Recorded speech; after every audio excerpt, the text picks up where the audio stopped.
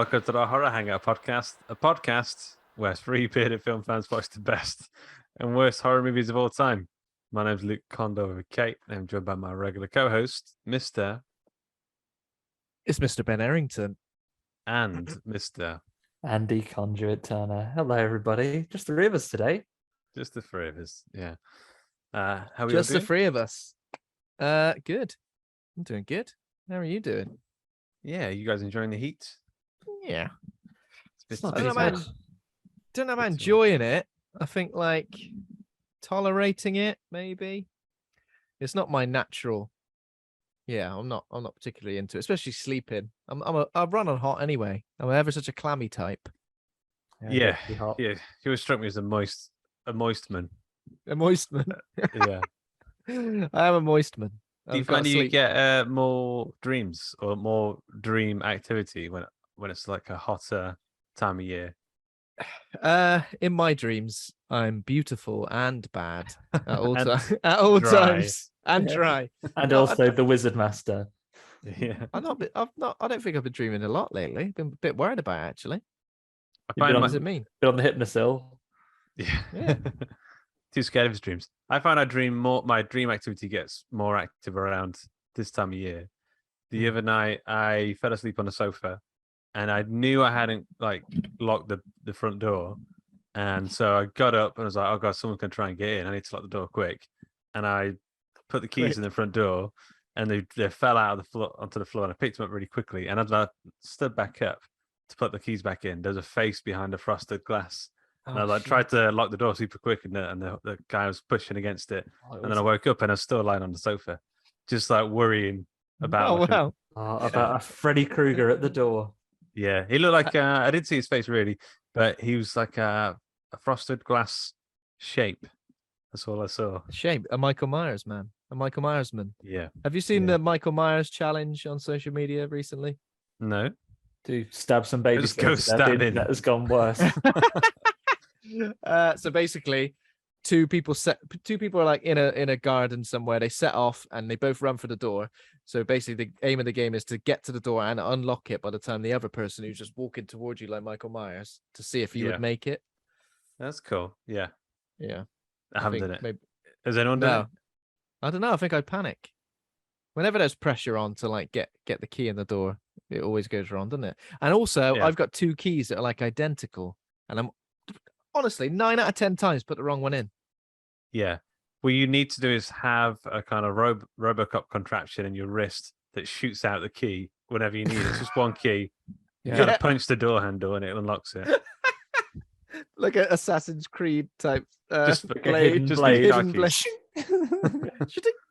Yeah, I think we should do it then. Let's do the Michael Myers challenge. Nominate someone to be Michael Myers, and you run and get in your house as quick as possible. Yeah, we'll have to do a little tour around the country. We'll get the three of us together and we'll record those. Yeah. It's a good idea. I reckon we could do it. I think if I was playing the role of Michael Myers, though, I wouldn't be able to regulate my Body speed. heat. Oh, speed. Yeah. My speed. I reckon I'd be like, "Come here!" It's like Michael Myers never ran. He might have done. He He runs did when just he's not when the on camera screen. wasn't on him. Yeah. Just sprints out of the way, dives. What a guy. Horror news for the What's in week. the news, yeah. First piece of horror news, I guess, is very topical to today's episode. Jason Blum believes he could get Robert Englund to play Freddy Krueger one more time. Not really news, just a man believes a thing, but still. He's an interesting. influential man who does have a Yeah. hand in making movies. That's true. Yeah, but Uh, he's got if you think about it, like he's got an amazing track record kind of getting exactly what he wants.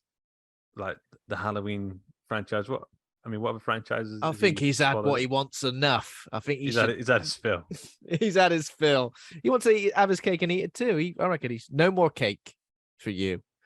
But no, of course that would be very exciting. It's a Hmm. really tough one to recast, right? Like Robert Oh, Englund. yeah. And he didn't recently get the old Bernie face and hat back on? Didn't he like appear as Freddy Krueger in like an episode of a sitcom. Oh, what's the one where there's about a little boy in the 80s making videos like the Oh, the Goldbergs? Goldbergs or something. Yeah. Yeah, he plays Freddy Krueger in an episode of the Goldbergs, I think. Oh wow. Okay. They should get Vernon Kay to play Freddy Krueger. Vernon Kay, what host of Family P4. Fortunes? Oh, I think it's the most difficult part. Like I think doing a reboot for Nightmare on Elm Street is I mean relatively straightforward. It's just that role, like because you recast him, it's going to piss a lot of people off, or it's going to get it completely wrong. And you put Robert Englund in it again, and it's like, are you digging yourself a hole? Where I think I think you'd have to do like two different. You'd have to do a kind of a reboot, passing of the torch. Candyman situation. Yeah, you'd have to. Because I was thinking of the Candyman situation exactly. Yeah, you'd have to kind of make the myth. Isn't there? Is it in New Nightmare that it's kind of hinted that there's an evil that exists? Yeah, it's like Freddy Krueger, the character, is a character from a Wes Craven film that contained the evil, but then it comes into the real world getting the actors. So Robert Englund plays himself in that film as well. Maybe we'll get to that eventually. But what is that, number 7? Six. Yeah. 6. Oh no. Wow. 6 is Freddy's Dead, 7 is thingy, because it's Dream I had a Master, Dream Child, Freddy's Dead. New Nightmare. I think I am going to watch because I think I mentioned before in this podcast, it's a franchise that I didn't really gravitate towards growing up, and some of them I've still not seen. I thought perhaps I hadn't seen this one, but I'm familiar with like a lot of things that are happening in this. But I think this is one of the more like iconic ones that we're talking today. Aren't we? We're sort of penciled in to perhaps do a bonus episode where we're going to pitch our own ideas for these. Because we're going to Jason Blum it. Yeah, I think we should do that. I think for Jason Blum, and then we can give him the idea. Yeah. Sell it to him. And then he can send them to Robert Englund and say, any of these take you fancy, Rob? And he'll say yes or no accordingly. He'll say, I'll have a bit of all of them. And then the 3 of us will be writing the next Elm Street movie together. It'll be great. What a dream. No infighting, no disagreements. But if I get the bigger offer, I'm taking it. Or if they like Simon Cowell you and say you got to drop these other 2. I mean, mine is going to be you got to drop these dead weights. Freddy Krueger. Maybe they go for that. I'll be like, don't have a Freddy Krueger, all right? Don't have it. Says you're dead, bitch. Yeah, this is also we'll come to it. This is the episode where Freddy learns the word bitch. Yeah, Freddy game show. What else in the news? God, there wasn't much news. So John Carpenter's The Thing is returning to theaters for its 40th anniversary this year. Apparently, there's some screenings in I can see it might just be in the US. It'd be nice to find out if it's been shown in the UK. But 40 years. I think E.T. turned 40 years as well recently. For 40 years old. Yeah, it's roughly the same time, crazy. Right? Same year, certainly. Yeah, imagine that. Imagine living a life where you'd gone and seen a lovely, heartwarming film about a little alien short man, and then you go, I'm loving these extraterrestrial things. What's this thing called? The Thing. Oh, this might be a laugh. That's one of the reasons why I think it failed, right? Because it came just after E.T. and after E.T. A lot of people were like, aliens are nice, actually, John. How dare you? Yeah. Man is the warmest place to hide. That definitely sounds like a family-friendly, fun movie. Everyone likes to be warm, and hide and seek's a fun game. Yeah. Let's watch it. Oh my God. Ruined.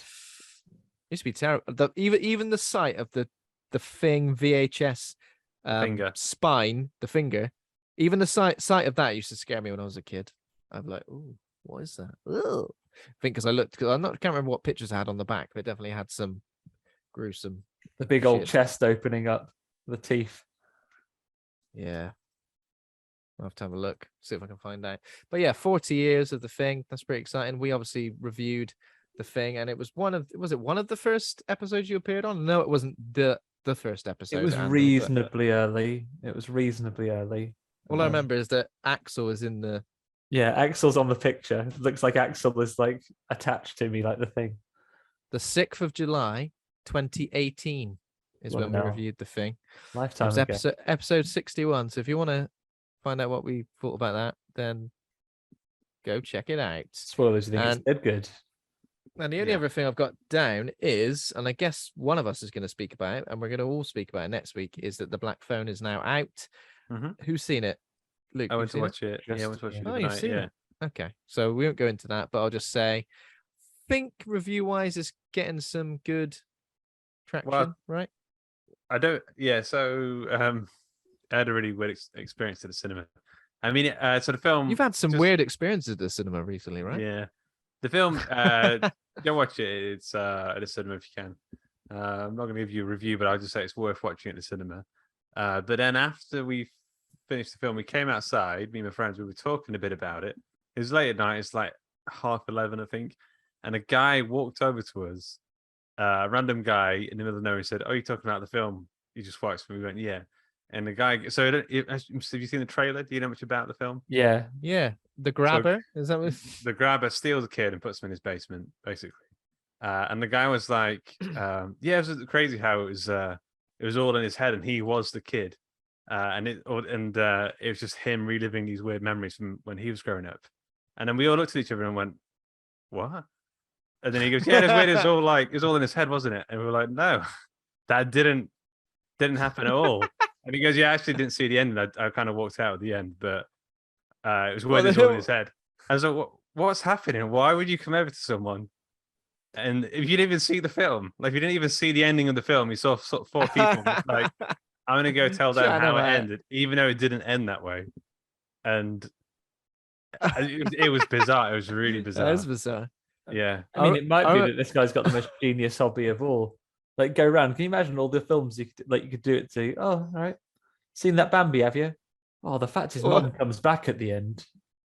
You say the same thing for everyone. You say, "Can't believe it's all in their head the whole time." Yeah, but that's what I mean. You could say that about any film, though. But then he brought up The Matrix, and it was like, it's weird how it was all about modern people living in and working from home and committing suicide and stuff, wasn't it? I'm like, what is going on? Why is this guy talking? And at one point he said, "Yeah, I'm a fan of films." So, as if that was film like buff, it's okay. like that. Yeah, that was it. That was exactly it. He's kind of said, "I'm a film buff." What I like That to was do, the right? excuse is- to- Big cinephile. I like Yeah. to take the plot. I like to take everything that's presented to me in the plot and just go, "Nah, that ain't it." Even if the director says this is what the film's Yeah. about, I go, "Nah, I'm looking a little bit deeper." Okay. Maybe he's auditioning, Yeah. Luke, because now over the last 2 weeks we've delved into, proper film theory. I would say. This entire Maybe. month. Let's think Maybe, about it. Yeah. Yeah. 2 weeks ago we did Men. Lots of discussion. We did about lots it. of men. Lots of I've men, done lots lots of of men discussion recently, yeah. about, generational misogyny and the experience of women. And then we did Dashcam, a real identification of, how a polarizing character and different viewpoints are, crucial to storytelling and can have some really divisive elements. This week, there's a man in your dreams. He might get you. There's a bloody man in Yeah. your dreams who might get you, Yeah. and also the dangers of having a spoonful of coffee straight from the tin and then Was that coffee? and then washing it Proper- down proper with gravy? Diet Coke. Yeah. It was just gravy. It was. If this it was stuff. gravy, I would be like, this I could see stuff. why she did that because it tastes great. I'd be Tastes quite gravy. happy doing Just it. Yeah, it is What are you gravy. doing? Just making the gravy in your mouth. You know what I noticed about this film? It was weird how the killer was just all in their heads. Oh, it was in their heads the whole time. Well, there we Anyway. go, and that's So- that. Black Phone. We'll talk about it next week. Yeah, I'm looking forward to seeing it. Go this weekend. Yeah, I'm gonna hopefully go this weekend. What else So, have you all been watching? Who else has been to the cinema this week? I think Andy Have you we- went to Have we all seen Jurassic No. Park Jurassic. Yeah, so I guess we're moving on. didn't see the Moving on. last one. Dominion? Moving on to Domino's So moving on pizza. to what we've been watching. Jurassic World Dominion, a film that's been getting. Would you say panned? I've seen a lot of negative. I've seen a lot of stuff. negative reviews, and I think to myself, "What the fuck is your problem?" Like, like, I think I said the same to a couple of people that have asked. I think Jurassic Park, the original, is very much lightning in a bottle. I'm not sure you can ever recapture all those things. They did their damnedest with Jurassic World when it first came out. It hit some of those same beats, but I found this perfectly acceptable. It was fun dinosaur action. I think if you like Jurassic World and Jurassic World Fallen Kingdom, and I can understand why perhaps you wouldn't like the latter. I think Jurassic World's all right. If you like those two, then you'll like this. That's it, really, isn't it? Like the legacy characters are here and they're good. There are a lot of callbacks. Some feel more forced than others, but you know, they work. The cast are all good. There are some good action sequences. It's a bit silly. And there are loads of new species of dinosaur as well. So if you're a dinosaur buff, yeah, there are loads of you're good going to be all dinosaurs in over it. this. Loads of brilliant dinosaur stuff in there. The criticism I'll agree with is that there are a lot of main characters now. Oh yeah, at like- one point there's like 8 main characters standing looking at dinosaurs, and it's like, whoa, what's going on here? It's like Blazing Squad. Yeah, It's too many of them. Who's going to do the next line? Who's going to do this first? yeah. Anyone do a rap over the bridge? There's too many. See what the crossroads between the docks and the park that you're in. Yeah, I still liked it though. It was a lot of fun. I think the action sequences, even though I was fairly safe in the knowledge that I didn't think they were going to kill certain characters, when those action scenes come, it's pretty tense. You're looking at it and you recreate. I think the perfect Jurassic Park moment for me of all the series is in the first one where they're crawling through the across the roof tiles towards the end, and the raptor jumps up and it breaks, and Lex falls down, and a leg is dangling, and they yank it up just in time as the raptor jumps up and snaps at it. And it's properly like squeaky like fun time. And also Jeff Goldblum's harder than he's Jeff Goldblumed in a long time in this film. Oh yeah, so good. Yeah. I think it's just fine. Like, it didn't change, but I think I kind of knew what to expect, I guess. And you're not going to capture the first movie, because also there's a lot of horror beats in the first movie as well. Like that, and they kind of do. They lean into it very briefly, occasionally for like a scene, but apart from that, you know, the horror elements in the first one were there, ever present essentially. But with this one, it's a bit. It feels a lot like these are like now like a lot any long running action franchise. It's like a Mission Impossible, except there's dinosaurs in it, and it's less creepy when the lead actor kisses somebody. Like those are the things that about it's get amongst it, get and enjoy some dinosaurs. Yeah. And out of the new I'm so glad that Dilophosaurus is back. I don't think we've seen Dilophosaurus since the first movie. And it's like one of the most iconic, you know, it looks great. There's good noises. Poison out. There's good noises.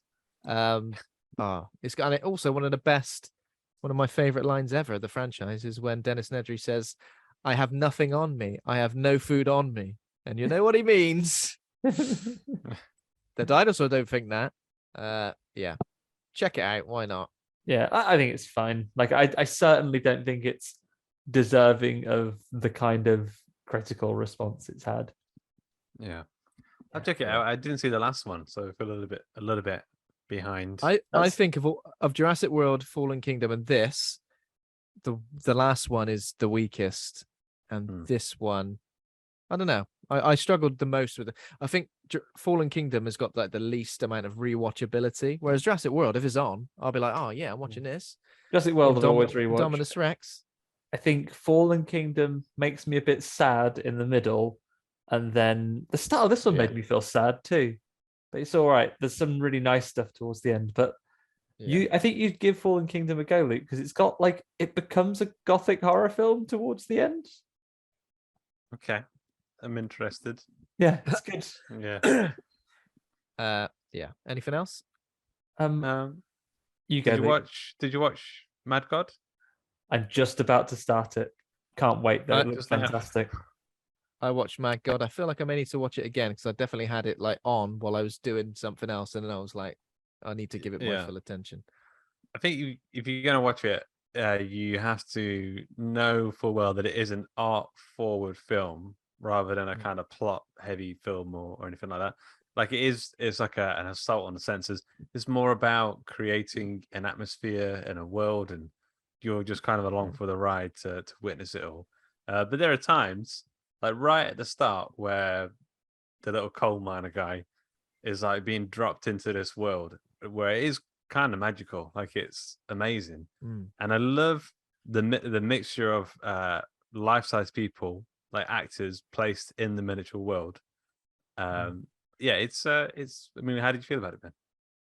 Yeah, I mean, in terms of plot, like it's probably difficult to try and latch onto anything if you're looking for that, but visually, and especially if you're a fan of stop motion animation, you know, there's a certain something about stop motion, a certain unnerving quality to stop motion animation, and I feel like it's just quite fascinating to see in the sort of a not live action, sorry, but like a feature length, movie sense. But yeah, I thought it was good. Very, for all your gruesome stop motion needs, it's a very like lived in world where every sound and every, I don't know, you can almost smell it. I feel. It Does is very that make smelly. sense? It looks like it might smell damp. It stinks. It smells kind of like damp and metallic and gruesome and yeah. Like if you go out in the garden after the rain and turn a stone over, it smells like that. Yeah, basically, if you do that, turn a stone over and then get a microscope on it, this is what you're gonna see. All this mad shit. It's a lot of bodily fluids flying everywhere as well. Okay. Yeah, a lot of bodily fluids. I posted about it on the Horror Hangout Instagram, and it was shared by Phil Tippett. Oh wow, yeah. Thanks, Phil. I saw because there's like Alex Cross is in it as well, the director of Repo Man. He plays like a guy with long nails about halfway into the film, which I thought was quite cool. Yeah, it's I mean, it's very singular. Like, I don't think there's any film that I can think that it actually gives me the same feeling I get when I watch some of David Firth's animations, where it's just unnerving and strange, like a slightly humorous undertone, and it's just looking at some wild imagery and kind of just enjoying the atmosphere of it. Yeah, it's definitely worth checking out, especially if you're a fan of Phil Tippett's work. Obviously, he did what was it, RoboCop? Did he do some bits on RoboCop, the stop motion bits?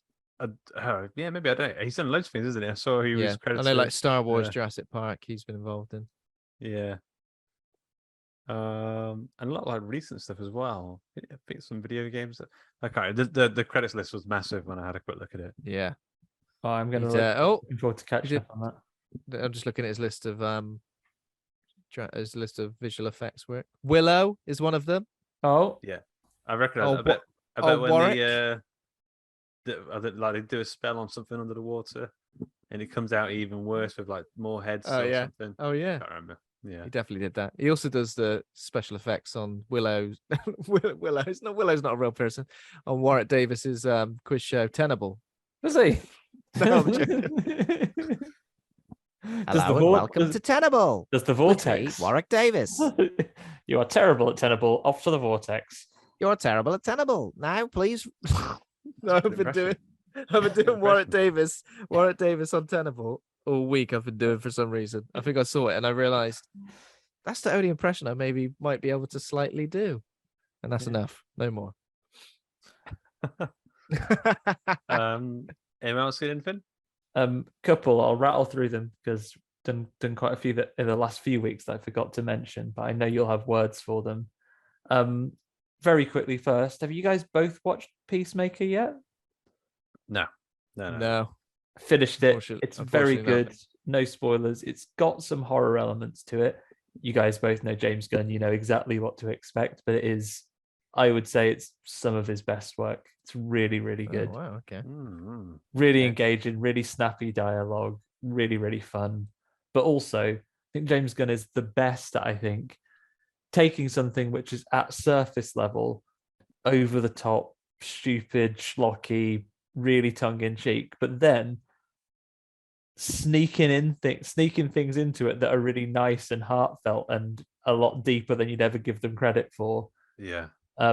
It's really good. It's really, really solid series. I think this and a couple of other things recently have probably failed to get the traction they deserve, certainly in the UK market, just because of how they've been released over here.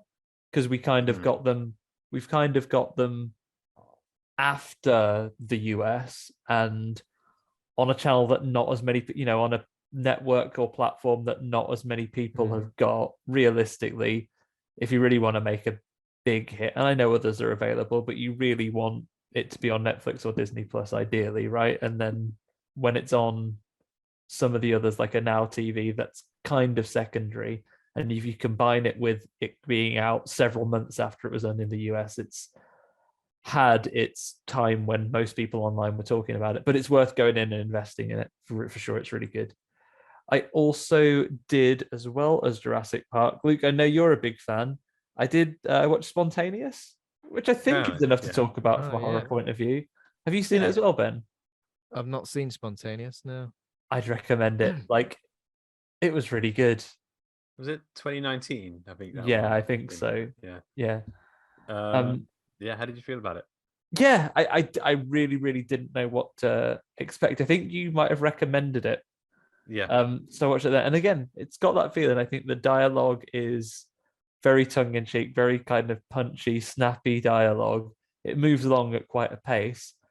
It's got horror elements to it because of the things that happen. Like, I guess this isn't a spoiler. It's really it's kind of like a teenage romance, but it's set in a school where teenagers are spontaneously exploding for no reason. Like really got like over the top gory exploding as well. Like popping like balloons. Yeah. Wow. I think it's it's kind of a magic realist approach where that's happening and people are just kind of having to try and get on with the day. It's not like this is insane, what the fuck? They're not approaching it that way. It's funny that it's all in their minds in the end, right? But I just remember it being like quite an emotionally resonant film, and by the end, like, it has like a kind of a montage kind of sequence at the end. I was like, Jesus, that like really got to me. Like, it made me laugh. It's kind of scary, and the emotions are all there. I found it was like a really good, like an underseen film, like a bit of an underdog of a film, but it's really good. Yeah, I'd recommend it. And then I came to the same as you, that come into that end bit where you have the montage and the final summing up, I think, is incredibly well written. Is one I sat and thought about afterwards. I just sat through the credits having a little think about what I just watched. It was good.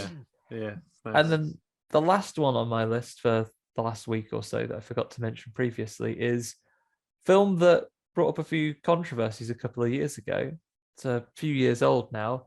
Frankenstein's Army. This is the one that Capcom were accused of robbing a load of the visuals for the latest Resident Evil. Have either of you guys seen Frankenstein's Army? No, but I know what it is. So we've all finished Village, right? I kept thinking it was what's that film with Aaron Eckhart in, some sort of Frankenstein? Oh, I, Frankenstein. Yeah. That's based on a comic though, isn't it? Yeah.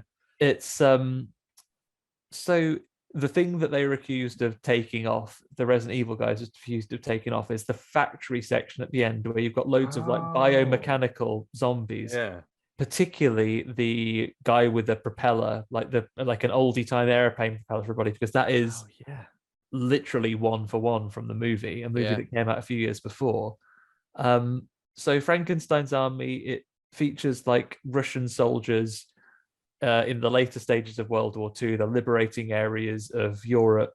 I think they're in Poland, and they are going into villages and so on, and they find out there's a Frankenstein character who is doing these experiments. It's super low budget, but actually they do a lot with the budget they have. It's found footage style. There's a member of their unit who is following them with a camera and is filming these things, and it's set from this particular POV.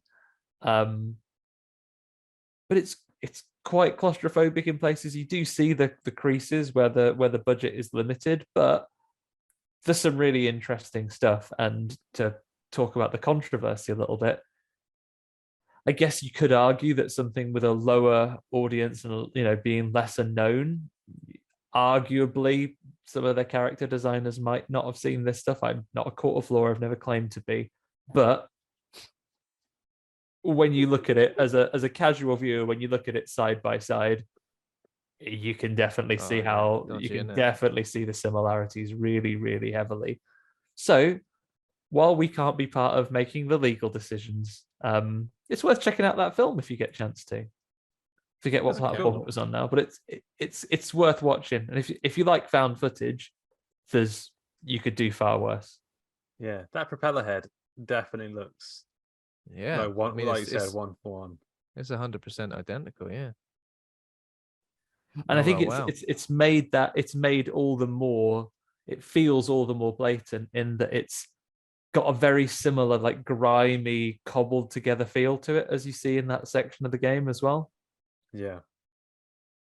Yeah. Interesting. Yeah. Yeah. Anything else, or was that? Are we covered everything? That's me done for today, I think. More Buffy and more The Boys I've been watching, which have both been very, very fun. Oh yeah. Yeah. The list of TV shows I've got to watch now is unbelievable. I can't even don't even know where to start now. But it's all shows I've already seen, like the first 2 series of, so I need to continue, but I don't know how I'm gonna do it. I've got to get back onto The Boys. I'm going to finish off Obi-Wan tomorrow, and then that'll be done for a bit.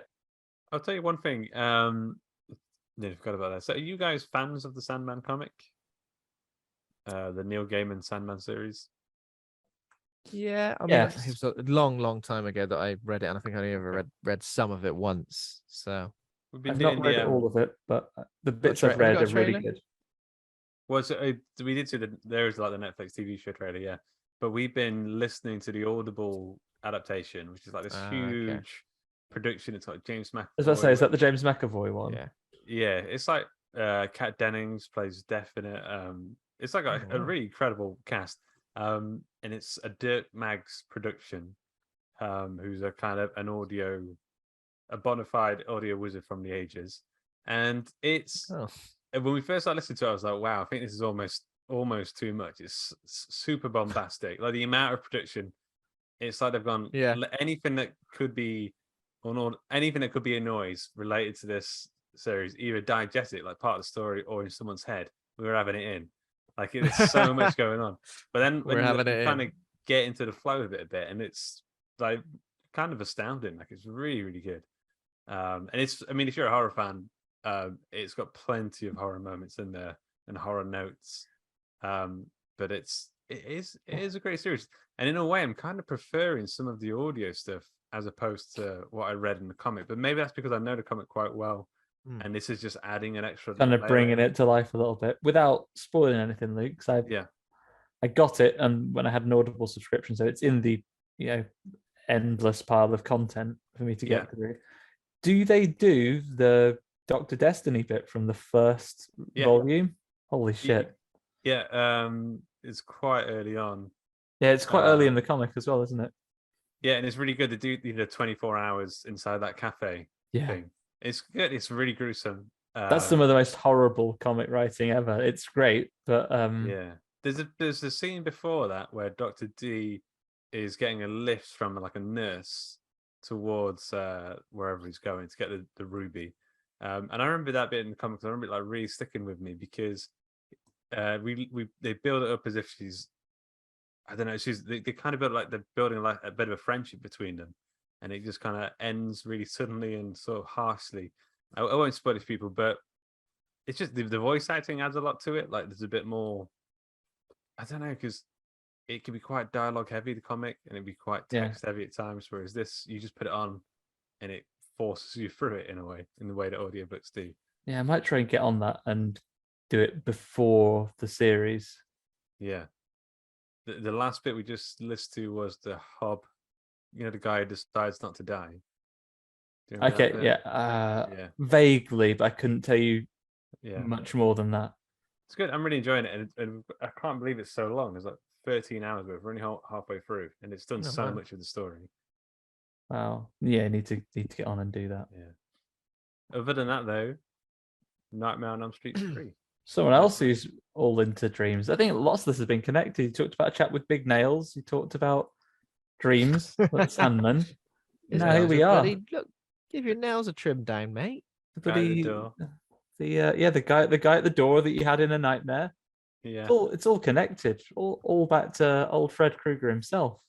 Yeah, I was thinking that there could be a cool crossover with Sandman and Freddy Krueger. Yeah, Yeah. Freddy Krueger, the bastard son of 100 maniacs, isn't it? Oh It yeah. is. Butchered that. It's not how pregnancy works, but It's not how Fair play. pregnancy works, but You can get more than one. Two. I think you can get like two males can make a single baby. Though. Not in the sense that there still needs to be a female aspect as well.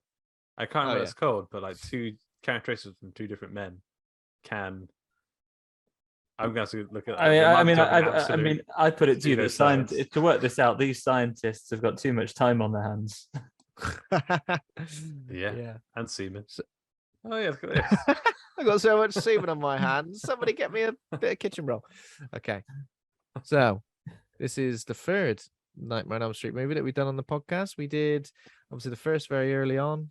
You joined us for the first one, right, Andy? Yeah, I think I've been ready for every iteration of Freddy movie. So, Nightmare on Elm Street 3, Dream Warriors, is a 1987 American fantasy slasher horror film directed by Chuck Russell. The story was developed by Wes Craven and Bruce Wagner. Might be Wagner. Stars Heather. I'm gonna nail this name. Langenkamp. Heather Langenkamp. Stars Heather Langenkamp, Patricia Arquette, Larry Fishburne. This is before Lawrence. Priscilla Pointer, Craig Wasson, and Robert Englund as Freddy Krueger. What is the plot? What is the plot? A psychiatrist familiar with a knife-wielding dream demon, Freddy Krueger, helps teens at a mental hospital battle the killer who is invading their dreams. So, review-wise, Rotten Tomatoes is 71% critic score, 68% audience score. The Rotten Tomatoes critics consensus is where they all meet together in a dream and they talk about how they felt about the film. Nightmare on Elm Street 3 Dream Warriors offers an imaginative and surprisingly satisfying rebound for a franchise already starting to succumb to sequelitis. IMDb has a 6.8 out of 10. Letterboxd, I thought it'd be higher here, but it's 3.6 out of 5. I thought it would be more towards the 4. Yeah, the 4 mark, yeah. Claire, though, said, I'm going to hunt down and kill whoever came up with the idea for the arm mouths and needle hands. Count your days. She gave it half a star. And I'm reading that and thinking, but that was like one of my favorite bits. It's one of the best bits. And actually, Claire, if you're offering to kill people and taking some terror, you know better than Freddy, really. You've not learned anything from this film. Yeah. No. Out of all of the Nightmare on Elm Streets, I think this one might have my favorite playfulness with the reality bending elements. That makes sense. Yeah. But also it says it's already fallen victim to sequelitis. I don't think number 2 was. I think number 2 was a bit of a flop, wasn't it? But number 2 was a bit of a flop. Number 2 kind of like got rid of some of the rules of Freddy, like in actually invading dreams, wasn't it? Like a sort of taking over his possession. He's taking over Jesse's body and coming out. Yeah, so the second film in the franchise, you're already taking the rules and kind of screwing them up. Whereas with this one, it seems like back to basics in terms of the plot, but also I feel like this one solidifies Freddy Krueger as like that playful puppet master, I guess, forgive the pun. Yeah. I think as like an iconic boogie, and adding the one-liners, and then you've pretty much got what Freddy would be known as, I guess. And in many ways, like this is probably what we see in more legacy sequels of the future. There is no real recognition of Nightmare on Elm Street 2 as having been a thing, right? Whereas it does directly link to Nightmare on Elm Street 1.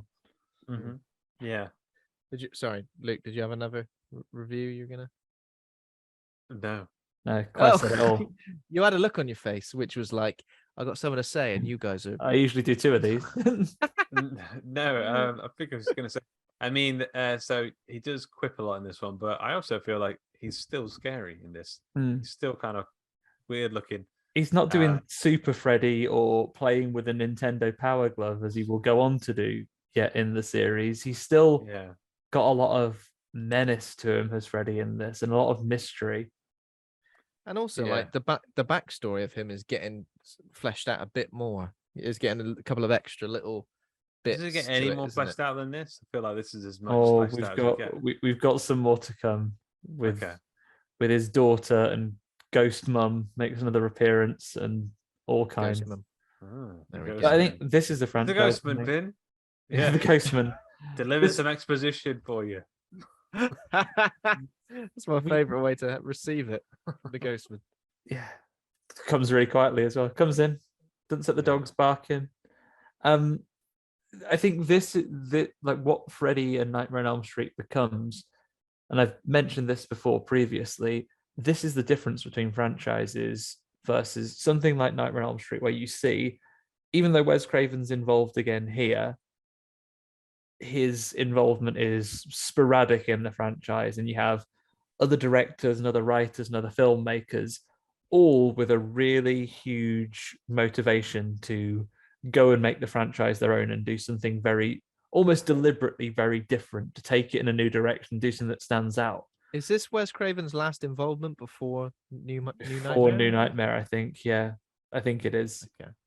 But then if you look at another franchise where brought it up before, Child's Play, where you have, even though the directors will change, you have the same writer across that franchise, which is why so long into it, all with the exception of the completely separate new version of it, Child's Play tends to function as one series, and it hasn't ended up in space or tripped over its own lore just yet. I think having that individual creator that's always got an eye on continuity, and I expect you'll see that more, because ongoing cinematic universes and continuity is big in the zeitgeist right now, but obviously wasn't in the 80s, because you have so much sporadic filmmaking, which I would say is effective in this case, but not over the series overall. Look what Chuck Russell also directed. So after he did this in 1987, he did The Blob in 1988, which is, I think, really, really good. In fact, that's probably one of my favorite horror movies I watched as a kid. Yeah, the 80s Blob is great, a great remake, a great movie, and I didn't know it was the same director, but now you say it, look at some of the visuals on this. Well, hold those horses. And he also directed The Mask, which is super playful, has a kind of character who, actually, the Mask comics were kind of more horror based, right? And then they turned it into a kind of more comedy in the movie. And he also did The Scorpion King in 2002. Oh wait, this is a weird sort of filmography, isn't it? The Mask, The Scorpion King, Eraser, that Arnold Schwarzenegger memory thing movie. So it's a varied. He made Jungly in 2019, which this is a strange Bollywood movie. Yeah. See, that is a really interesting sort of filmography, isn't it? He's gone all over the place. You can see that shared DNA across these things for sure. That weird reality warping type of stuff, with the exception of maybe Eraser. But yeah, there's a lot of good connections between those, and you can certainly see the style that this director brings to it. Yeah. Just look at the Bollywood pictures. Crazy. Okay, so obviously Heather Langenkamp's back as Nancy. She also is a New Nightmare. Is she only in those 3? Does she come back for any more? I think that's it. I'm not sure. Does she appear in the next one at all? I don't think so. I think it's just these 3. Yeah. Patricia Arquette, looks like who we'd all know from a fair few things. I think this is Patricia Arquette's first role as well. Is it her first? Like, this franchise introduced us to a lot of people that would go on to big names. Yeah, Johnny Depp in the first ones. Is this Larry? It's an early Larry Fishburne, if it's not his first. Yeah, early Larry Fishburne before he went, call me Lawrence. Come on. I'm an adult now. Anymore. I'm an adult now. He'd been in quite a lot of things before this. He'd already been in The Color Purple. Loads of stuff. He's really good as well. He's really charismatic. Right from the get-go, you could tell he's going to be a guy called Morpheus at some point. Speaking of Morpheus, big Morpheus energy. Dream King. Can't get away from it. Yeah, so There's a lot of actors in this who kind of look like other people. Like Craig Wasson as Dr. Neil Gordon. I was like, who's this guy? I recognize him, but he's just got one of those 80s hair and jacket combos. He's a which make him classic. look like He's a classic that guy, isn't he? he's a classic that guy. Also, he's got Yeah. absolutely no sympathy for anyone who's going to commit suicide. He went off. Someone saying they committed suicide. Oh God, that whole bloody scene later on. It's like you just wasn't strong enough, were you? You were bloody strong enough, mate. Steady on. And also a very a cameo from Zsa Zsa Gabor, very briefly, which was interesting. Yeah, she's on the telly. Luke was yawning then, but I thought it was like a silent scream. Oh, careful, Luke! You're gonna get that yawn in. He'll be after you. And what's that He'll be interviewer's right name? in it. He's like a David Letterman type. Dick Cavett. Dick Cavett, that's it. Yeah. Dick Cavett. Dick Cavett got to shout at Jar Jar Gabor in a Freddy voice. Yeah. I think they're like all the well, I guess you say teenagers. All the teenagers are great. Like they've got a really good there's a good dynamic between the group as well, and you kind of care about them. It's not like there's none of them are kind of overwritten to the point where you're like, I can't wait for them to die. You kind of care about everyone, and when each person gets like knocked off, you do feel a bit like It's weird how there's loads of hints. I don't know if you picked up on it, there's subtle hints of this referencing Netflix's Stranger Things. Just little hints throughout, peppered throughout. Hang on a minute. Little tidbits that if you're a real detailed horror fan, or if you really invested some time in reading some listicles, you could see the tiny, ever so subtle. Yeah. It's like you have a Coke with vanilla and you go, is this a regular Coke? Can't, very subtle. Yeah. I mean, I'm joking. I mean, you could definitely tell that Stranger Things took Nightmare on Elm Street 3 as a bit of a major influence for a lot of the kind of the kids dynamic, Dungeons and Dragons kids especially. Oh yeah, Dungeons and Dragons kids. Yeah, but it's odd, isn't it? Because it's like seeing it through that lens, but not one of like nostalgia, not of like a looking back at it. It's like this is actually, what it was like. Apart this from is exactly what life was like back in Freddy Krueger knocking about. There were lots of Freddy Kruegers about in the 80s, just browner. And this, very brown. Lots of browns, lots of earthy tones in their clothes. Yeah. It's because we're at a mental hospital as well, which is a psychiatric hospital, psychiatric institute. Also, I mean, I don't know where you stand there. I feel like this, I mean, it probably is my favorite of all the Nightmare on Elm Street movies, but I don't know, it feels like it just perfects the formula. There is a formula here. And it's almost like with a lot of the films that come the films before and the films afterwards, the formula doesn't quite lock into place. But I don't know. I feel like with this one, it just locks into place with the characters, with the kills, with the visuals, with the way Freddy is, and the rules of the world established, and the threat, and like the camaraderie and the teamwork, and because a lot of people think the Dream Warriors thing is like super cheesy. It's fun. Have you heard the theme tune as well? Right, the theme tune, sing the theme tune. Dream Warriors by Dokken, where the Dream Warriors don't want to dream no more. Have I heard that song? I have been listening. I have been listening to that song all day. So I watched like a sort of retrospective YouTube video earlier about this movie, and obviously I heard the song at the end of the film as well. But I was like, I'm going to hunt that down. My oh my, I cannot stop listening to it.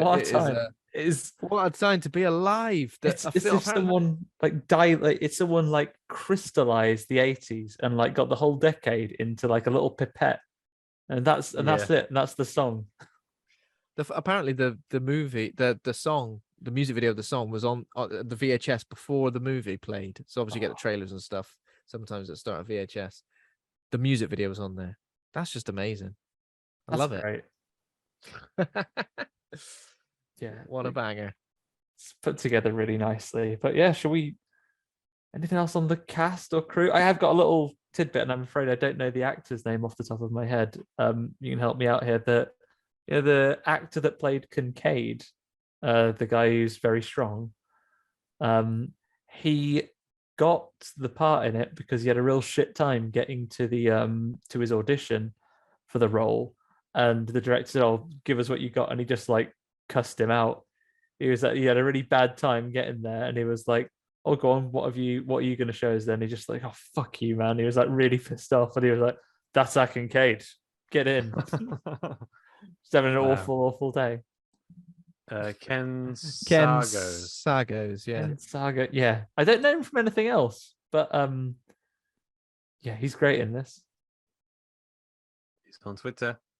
Get him followed. Yeah, I think everyone's great in it, you know. And as I said, the Dream Warriors thing, everyone thinks is a bit cheesy pie, but like the fact that everyone's got abilities, it's not like ridiculous abilities, is it? It's like their abilities. Patricia Arquette could do a backflip.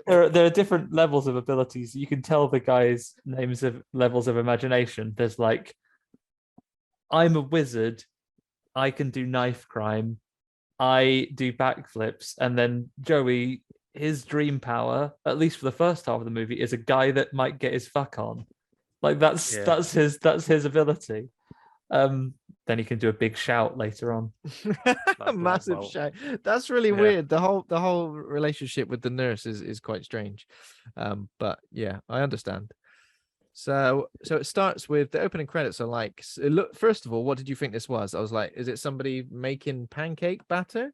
Is it somebody mixing up a load of pretty intense crafting with sinister music? It is weird because it's like a fly as well who nearly gets covered in dough, like a fly just almost getting in the way. Yeah. I think I've seen this film for a long time, and I think this might have been the first Nightmare on Elm Street I saw.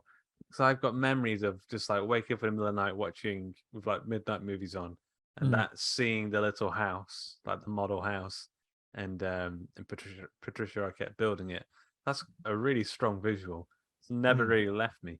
And then there's the gravy granules that she scoffs. Beef gravy. It was a bit like, it reminded me of Hereditary. You know, the model making.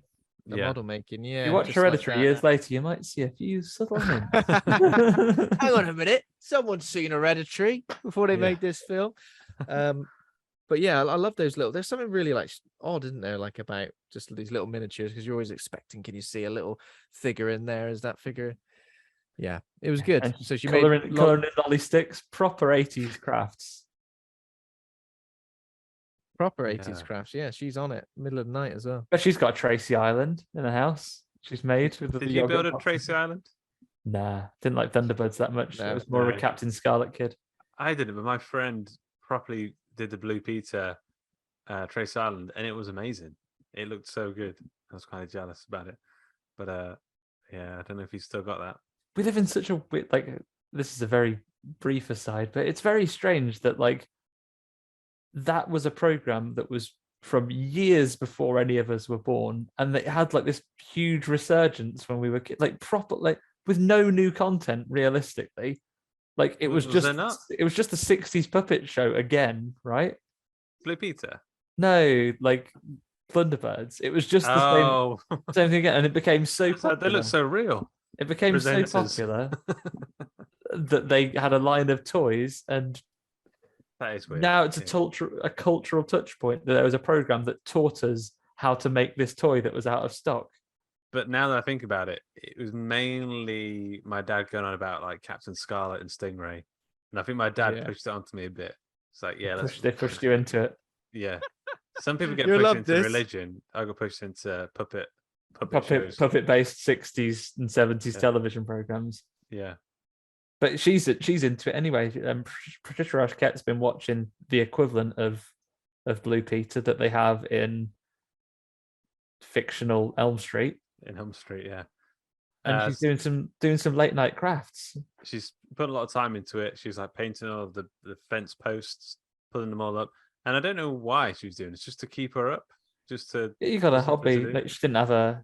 I guess it's boring. So, no internet. Is it just because she's been having dreams where Freddy's in them, and she's like, better stay up. I don't want to have that dream, and she's building this house because I don't know. Because it's what she sees in her dream. Also, when she does eventually fall asleep and go into her dream, and she sees the 1, 2, Freddy's coming for you, kids. Yeah, there's a little boy involved. It's never usually a little boy, is it? It's usually aggressive.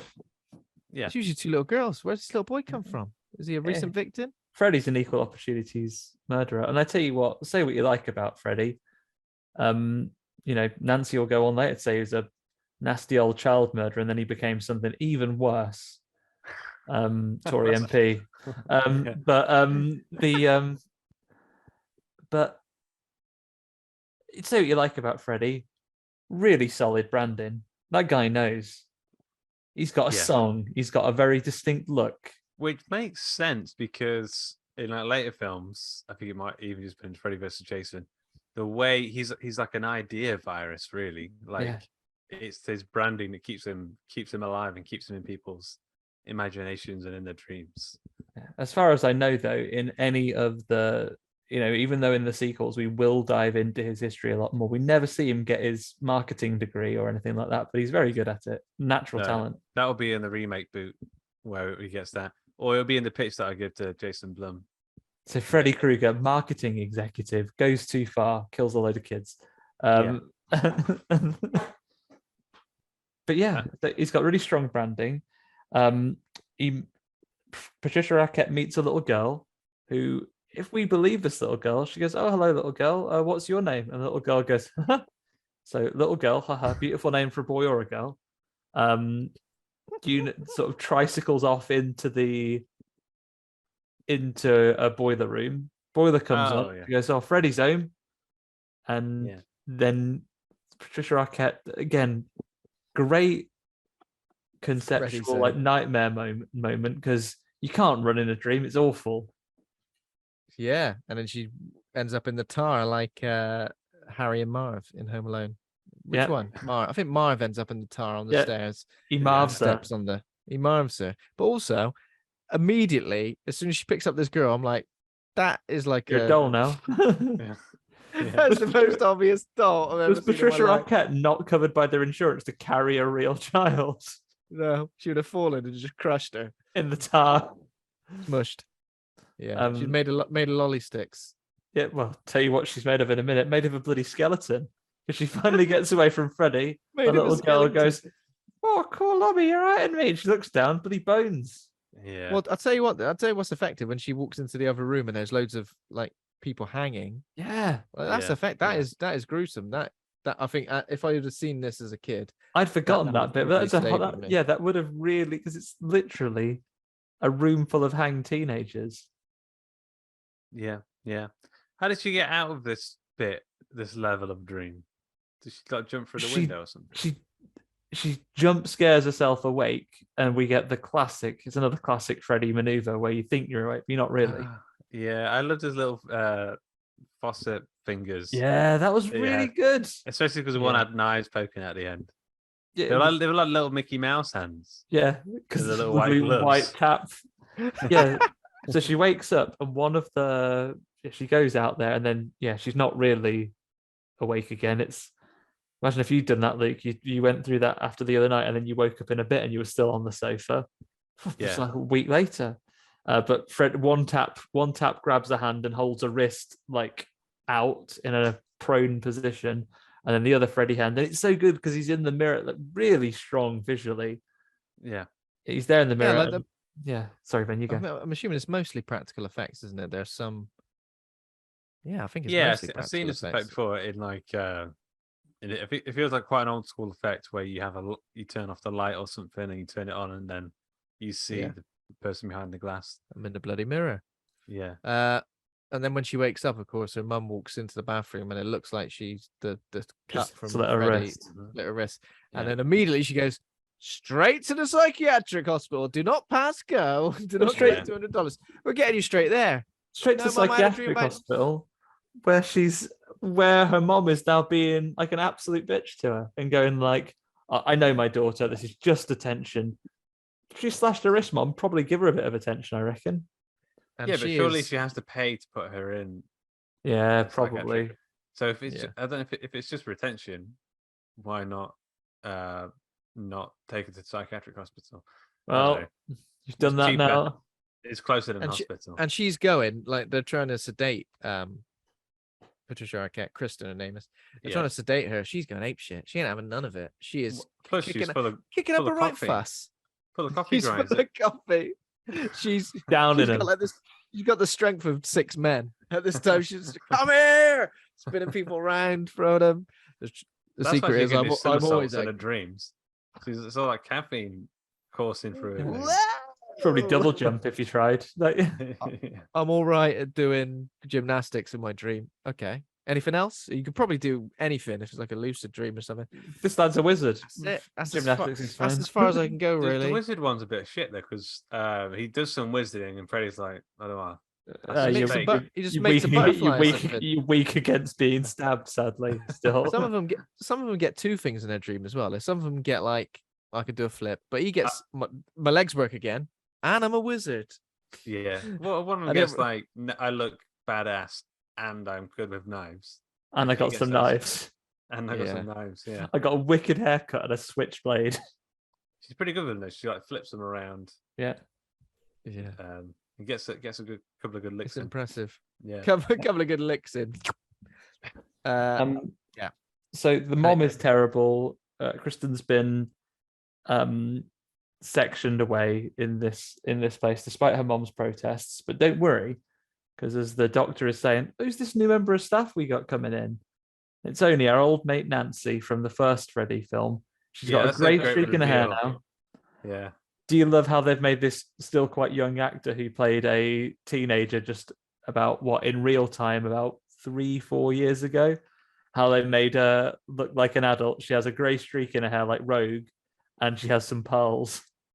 Yeah, does her hair go grey in the original? In the first one, yeah. It does, Yeah. doesn't it? Yeah. I think when she has that nightmare when they take her to the sleep clinic and she robs his hat, I think she gets a white streak in her hair then. Yeah, because she's like so scared. That is when that does happen to people, right? They get a white streak in hair from stress or something. Yeah, like that boy in the song by the Crash Test Dummies. His hair went white when he almost got hit by a car.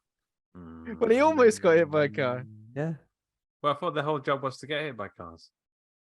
If you're a crash test dummy, yeah. Come on. Not if you're that little boy Good though job. in the song. Oh yeah. I've not heard that song for a long time. Okay, so now we get like a bit of introduction of all of the kids. As I think Larry we get an introduction with him. He's a cool orderly, I want to say. Is that what Yeah, he's a cool orderly who's like got theories, and his friend, the doctor, the boss, is like really welcoming of this orderly. He's like, hey, I've got a theory about this. And he goes, well, send him out here. We need all the ideas we got. Acid. Yeah. Keep that attitude going. I mean, we'll put that on the menu file, Larry. Yeah. So with Nancy, we said that she came in because she heard Kristen doing the nursery rhyme, wasn't it? She heard, that was the entrance. She's like slashing them, and she's singing the Freddy song, all upset about it. Nancy does like a third part harmony to it. Yeah. Oh, this is great. It's my favorite song. He's coming for you and you and you. And yeah, he really tap dances into the scene, and she really talks her down and says, "That's all right. I can help you with this." And she immediately is everyone's favorite. Yeah.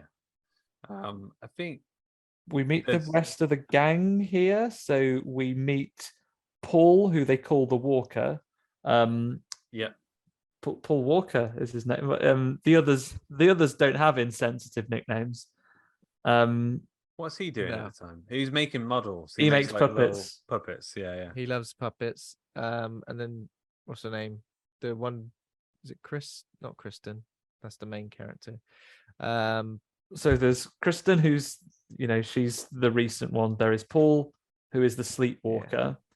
Taryn, the one who said that she's only there, the one who had a history of drugs, and she says she's only there to avoid juvie.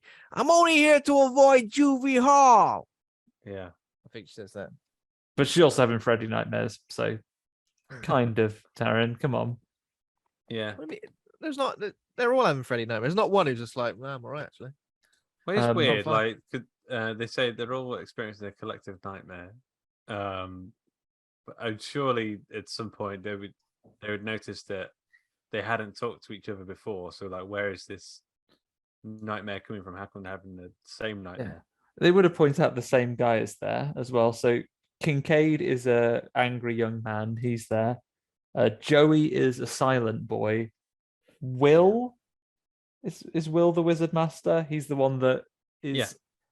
It's implied he's in a wheelchair because of a previous attempt on his own life. Yeah.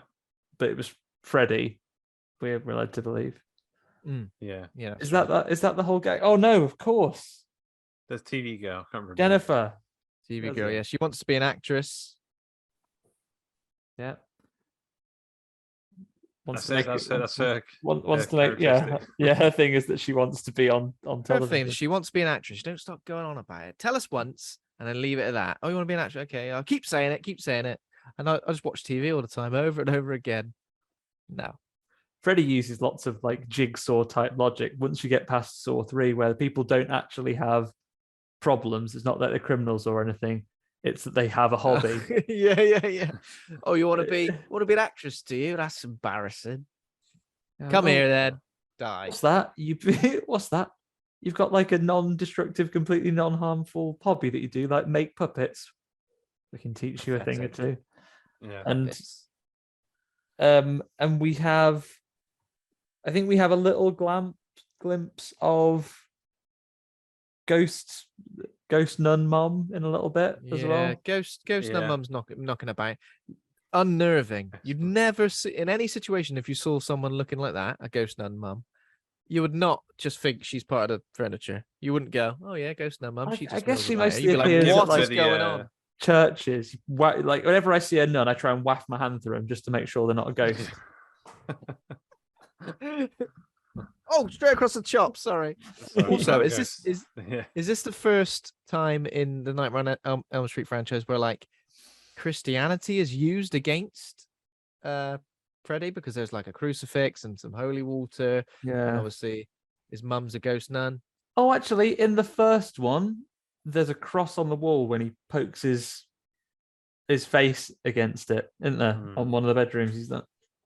Yeah. There's sort of like hell imagery in the first two, I think. Maybe more in the first one. And there's a bit more hell imagery in this one, which I really enjoy. Yeah, it gets a bit hellish in a bit. There's also the whole thing of him like absorbing the souls of the kids as well, which is really fun. And they get to shout on his chest for eternity. I think you get used to it after a while. You just start talking to each other. What's it right? So what did you do before you ended up here? Oh, yeah, what was your kid? What was your kid hobby? with an hobby? Oh, I fucking love skipping. Smash me up with a skipping rope. Bloody hell, Freddy. Yeah, it'd be a bit awkward as well, wouldn't it? Especially if you were like, I don't know, in the place of a nipple. Two little nipples, belly button. It's all over the place. Be a nightmare to go swimming if you were Freddy. You'd never have a moment to yourself if you're a Freddy. Like, he must want to have a moment to himself. He's like, okay, I've done a lot of invading dreams and murdering kids. Maybe that's why he wears quite a thick. Wears quite a thick jumper, doesn't he? Yeah, thick jumper, so he can't sunbathe. Yeah, imagine that. Wow. Imagine the factor 50 he has to put on all the tiny little faces. Come on, all in the crevices. I'm pretty sure he's gone past using After Sun or whatever to cover his burn marks. Not enough bloody aloe vera in the world. Good point. Good point. So it's poor old Philip the Walker who does it here. Like, he's already done a lot of exposition. He explains in the group that this is the thing, and Nancy is trying. She's advocating pretty strongly to the doctor to try good old Hypnosil, a drug that will stop you having dreams. But before they can really get that done, Freddy, or in a dream, Freddy becomes one of the puppets. I think this is quite. You talked about the practical effects and the special effects that are used by this director. Yeah, this is quite a horrific scene, because it's one of that makes me sort of twinge watching it. Like that, someone would get your veins out and then use them you to marionette you. Well, like his little puppet starts off, it turns into a Freddy puppet. Like the face kind of molds into a Freddy face, which is good. And then that idea of like using your veins or something as puppet strings is gross, and like it does kind of look really painful. And his face as well, when he's like, he's almost like agony, but there's nothing I can do. And obviously we see him walking along like in reality as well. I'm confused by one thing though, because he's walking along in reality, but then we see him pass through a door. He passes through a door. Maybe that's just a that's weird. Lesser known Freddy power. Yeah, how does that work? I was You almost could have like, just left. You could have just left the door unlocked and that not had to be a thing. yeah, not. Yeah. But also two of the other guys, like the guy in the wheelchair. What's his name again? Sorry if I'm So forgotten. Will and Kincaid. Will and Kincaid. Those guys have got like a buddy system where they're like, okay, I'll stay awake for a bit, then you can have a little nap. Then vice versa. We'll swap over. They've got a nice buddy system going on. And they're the ones who see him at the top of like almost like a clock tower. Look, yeah, there's a dangerous clock tower here in the yeah. in the like mental health hospital. Yeah, and Kincaid manages to. Oh wait, not Kincaid. It's the guy who can't speak. Joey, yeah. Joey and Will have the buddy system. And when they see him, despite the fact he can't speak, he goes and alerts everybody by grabbing like a metal tray and just it's like a dinner tray. He runs through the hospital like he's blooming Donkey Kong or something, smashing See, I the don't reckon place I'd right come up. out. I don't reckon I'd come out. I'd just be like, oh, what the fuck was that? Leave me alone. But yeah, he manages to. Will smashes the window as well, and they're all yelling. But really, even though there's nothing they can do. There's just an audience for, what's his name? Philip to die. And there's a good. I like this scene where, and it's a good effect as well, where we see Freddy in the sky, kind of like marionetting him, and then he with his knife hand slices the strings, and he falls to his death, which is it's good. It's effective, and you feel it. You feel like everyone's devastated that one of them's deaded. And this is like what, good 30 plus minutes into the movie, and this is the first one of these guys we've seen. So we've got time to meet these things, but it does feel like, I don't feel like the film has dragged its feet, because we opened with that very sort of strong action beat as well. So it doesn't feel like it's really dragged, and from here it just accelerates to the end. And it's weird because in movies like this, it kind of, the opening scene is always some kind of death that sets everything into motion, and the fact that we didn't even get that shows like how good this film is, that it does sort of have that power behind it. Yeah. Quite soon afterwards, there's the next death, which is the TV girl death one. Yeah. And this line was ad-libbed apparently. So Jennifer wants to stay awake. Larry Fishburne cut to some slack and says, all right, you stay up tonight. I get it. And she's watching Jar Jar Gabor have an interview. And then on the telly, they'll show anything these days. It must be one of the Sky channels. So she's put like burning herself with cigarettes to stay awake. Ah, yes, the days of the 1980s where you could punch darts in a hospital. Like it doesn't work, because she does it and then goes, "Oh, that's smarted," and then 2 seconds later she's like, "There's an officer." It's not worth it. It's not worth it for 2 seconds of clarity. What's the point? Also, I forgot to mention there was a line previously with Kincaid that kind of made me laugh when they were kind of trying to work out why they were all having these shared traumas and shared dreams and stuff. One of the doctors, Dr. Elizabeth Sims, who's like all against it. She thinks she's the villain of the piece. She's the villain of the piece. She says it's because of repressed sexuality, and Kincaid says, "Oh, right, now even my dick's trying to kill me," which I thought was pretty good. And obviously we get the TV. The TV cigarette burns don't work. No. She sees Freddy kill Jar Jar on TV, so she goes a bit closer naturally, not expecting that the telly is a transformer. Yeah, telly's the bloody transformer, mate. Yeah, short circuit arms. Yeah, Freddy head comes out the top, grabs it, and he uses his new favorite word that he's learned in these films. He goes, "Excuse me, it's your big break in TV, Jennifer. Welcome to prime time, bitch." Welcome to prime time, bitch. Yeah. But also, like, bless her. What she wanted to do was make it in TV. Now she's at her head in TV. Okay. Also, if you're supposed to think that this death has happened not related to a supernatural child murder, dream invasion, how she got up there? Someone has suicided by like doing like a diving headbutt into the TV with such force. I thought it was going to be embed herself on the TV, not in the TV. She was watching she's watching her favorite soccer game in 1987. Later on, they put the kids back in that room to hold them for a Yeah. little bit, just to like wait around. And the TV's been taken away, but it's like a dark smudge. Yeah, there's like a burn big marks all over the wall. singe mark on Yeah. there. I Cinder kind of like. Don't I kind mind of like that. that detail. Yeah, don't look at that, I do kids. kind of like that. I know you're all Yeah. traumatized, but try not to be. Yeah. You got to be strong Try your enough. very best not to be. Exactly. We have the funeral where the doctor, aside from a couple of like aside scenes already, where he's been kind of, I mean, in the interest of getting to know a new member of staff, has been on a couple of like romantic dinners with Nancy already. Yeah. And he meets a nun at the funeral when he's hanging out away from the funeral at the sidelines. Ghost nun comes and talks to him. Is this where we get the bit about what happened, or is that a bit later where she explains about the son of 100 maniacs? Good question. I'm not entirely sure. If it's not right now, it's after just one more funeral where she says, "Oh, basically, this place, more funeral.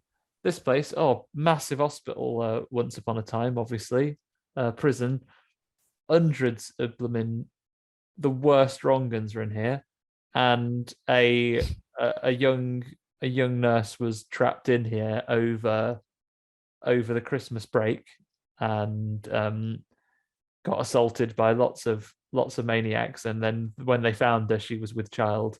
As I said earlier, not how pregnancy works, unless you found more evidence to the contrary. Like,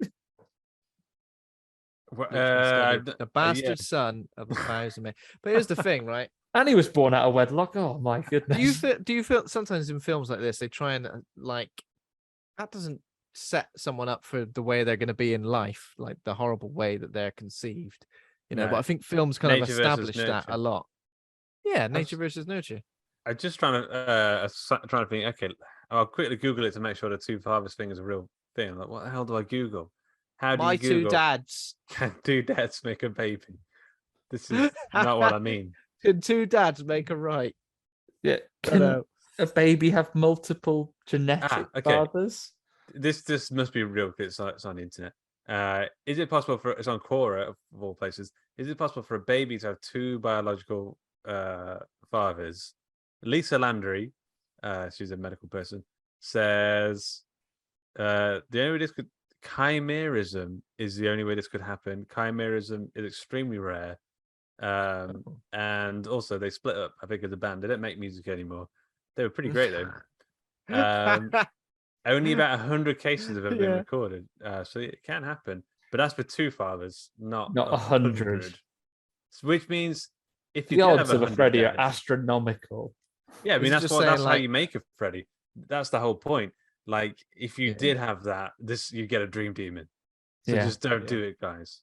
Yeah. Just don't do it. So, how does it happen? So the doctors accidentally lock the nurse in and forget about her. Yeah, it was Christmas. The They all after wanted to get off. Christmas. They all wanted to get off early, and she Yeah. got locked in. And then all this happened. Yeah, but I mean, the patients were just loose. Like I don't understand the logics of it. I guess. Well, I guess you need to let them off, because if you're not going to be in, you've got to let them go to the toilet and stuff. So you just unlock them for Christmas and say, right, do what you want. I guess. See you in the new. doors. See you in the Unlock 'em see for you in the new year. Christmas. Nowadays, you just get one of those pet cameras, put it on the windowsill, so you can check in on your You phone. could, like buzz in. What- Oi, yeah, buzz it. What are you doing? Off. What Down. are you doing? Don't do that. You're gonna make a Down. Freddy. Yeah, make a Freddy. Yeah. but So they didn't have that technology back at the time. But now is when we learn Kristen gets a new power because she goes to sleep and has another Freddy encounter. It's for those watching on video, it's Ben's background here. Freddy comes my out, background. big gross horrible worm gob. Oh yeah, it's like a Tim Burton-y carpet shark kind of situation Yeah. at first. Very wet looking as well, right? Yeah. Yeah. Great head. Great. I mean, a fantastic head animation. Like his eyes are blinking, I think, and looking around. Yeah, Yeah, it's I got think a the big, special effects are just really good in this film. a big oily Robert Englund head made of. Yeah, it's like a Yeah, I worm wonder made how out he of got bogies. wonder how he got into character for this. I wonder how long it took them to put the makeup on Robert Englund to do this part. Yeah, just put him in a big sleeping bag full of gunge. Did you ever do that when you put a sleeping bag on and put it and like play worms? Yeah, pretend to be a worm and like do like crossbody, like just diving across at people. And then someone comes and gets the top of the sleeping bag, pulls it really tight as possible. You're in there forever now. Yeah, that's how Freddy gets you. So Freddy he's chowing down on her. He's chombling Patricia Arquette right up. It's like the same way I eat a pepperoni. Yeah, that's how he's doing it. Yeah. Put it on the floor and like swallow it slowly like a snake. And he's got her. She's really up to a midsection in Freddy's gob already. Yeah. And she exhibits a dream power where she kind of calls for Nancy, who's having a snooze in the other room. She gets up, hears Kristen call for her, and then falls back, and then just tumbles into her dream. On instinct, grabs a bit of shattered glass and just gouges it right into the Freddy snake. Yeah. She knows. Do you realize that she doesn't away. realize it's Freddy straight away, does she? It's not until she sees like its face. So she's already stabbed it in the eye, and then she realizes that it's Freddy. She goes, "Oh my god, know him. like it's real. I know him. Me and you go way back." And Freddy recognizes her as well. He looks at her and he goes, "Yeah." For Freddy, it's like he's at a restaurant and the waitress has popped in to ask how the food is. Oh, fine, hope. Yeah.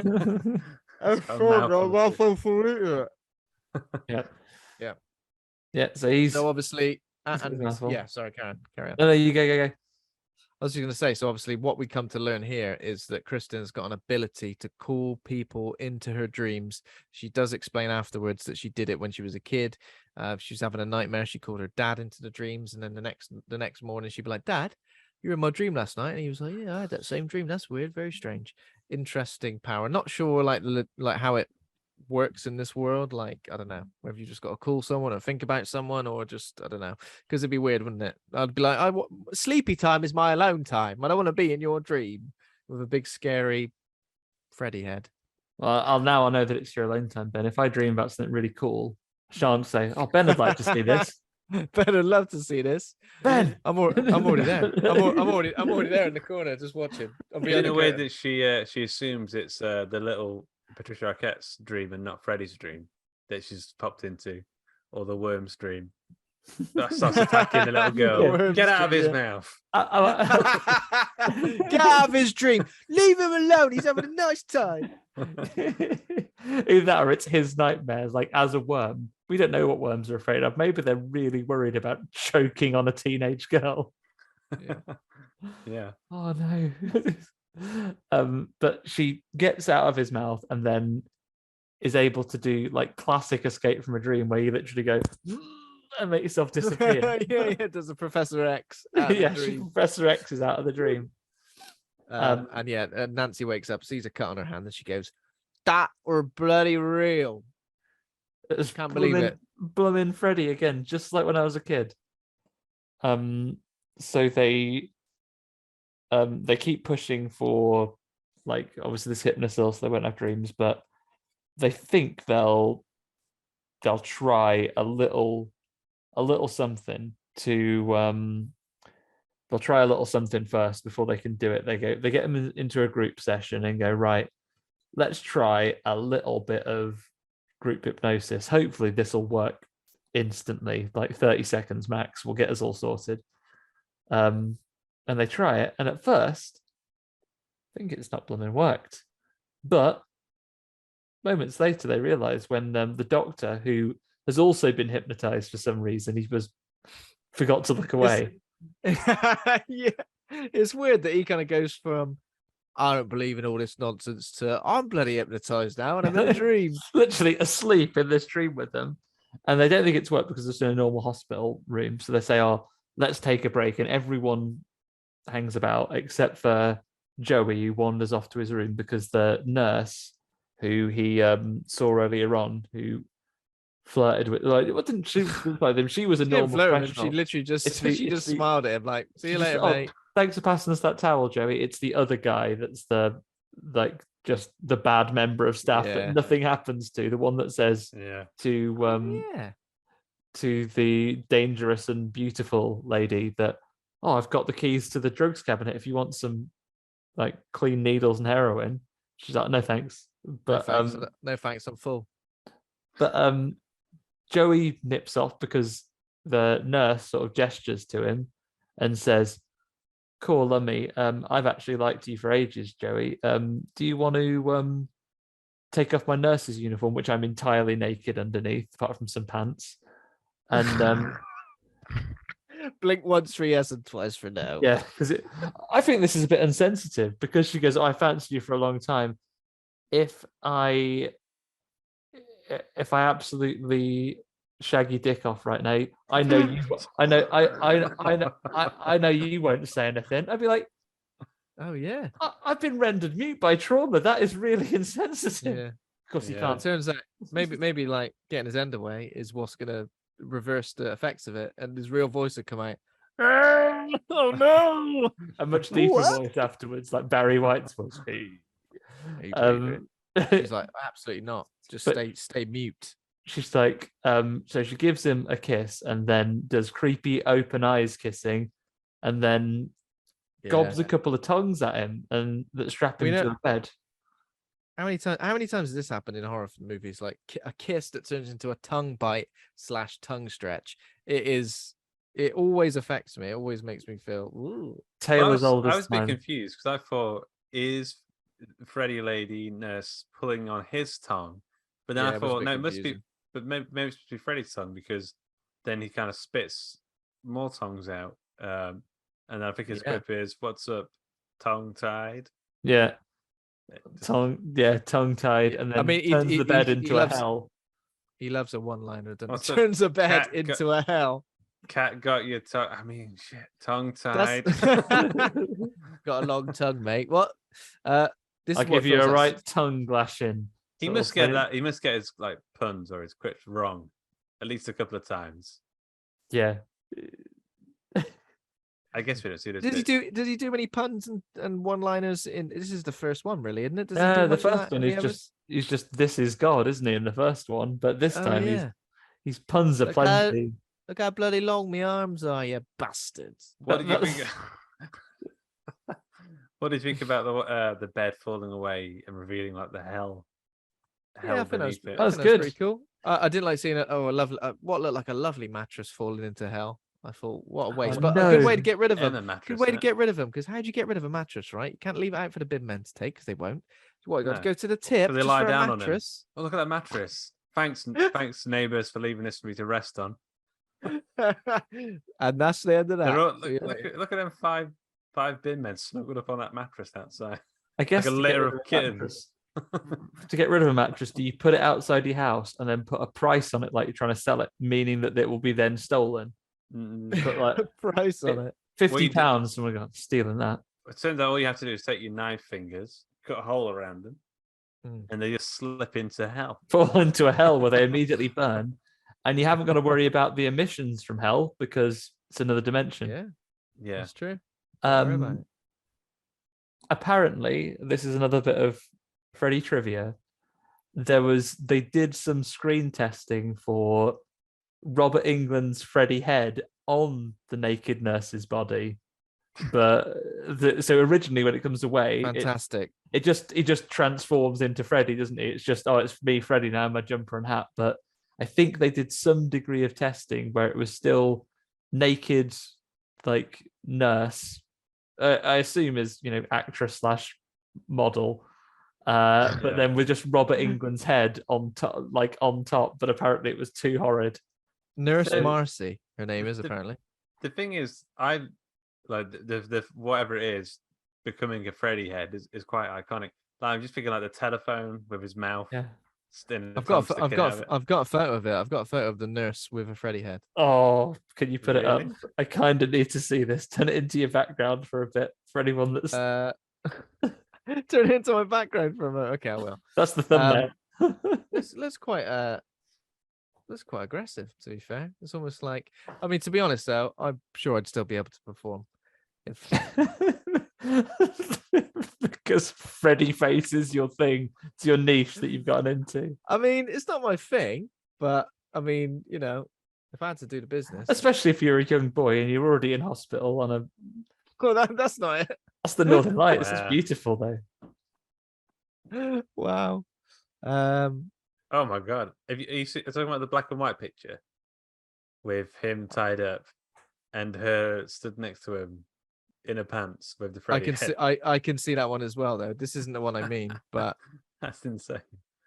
it's terrifying, isn't it? She It is looks just terrifying. disappointed in finding her son tied up with tongs.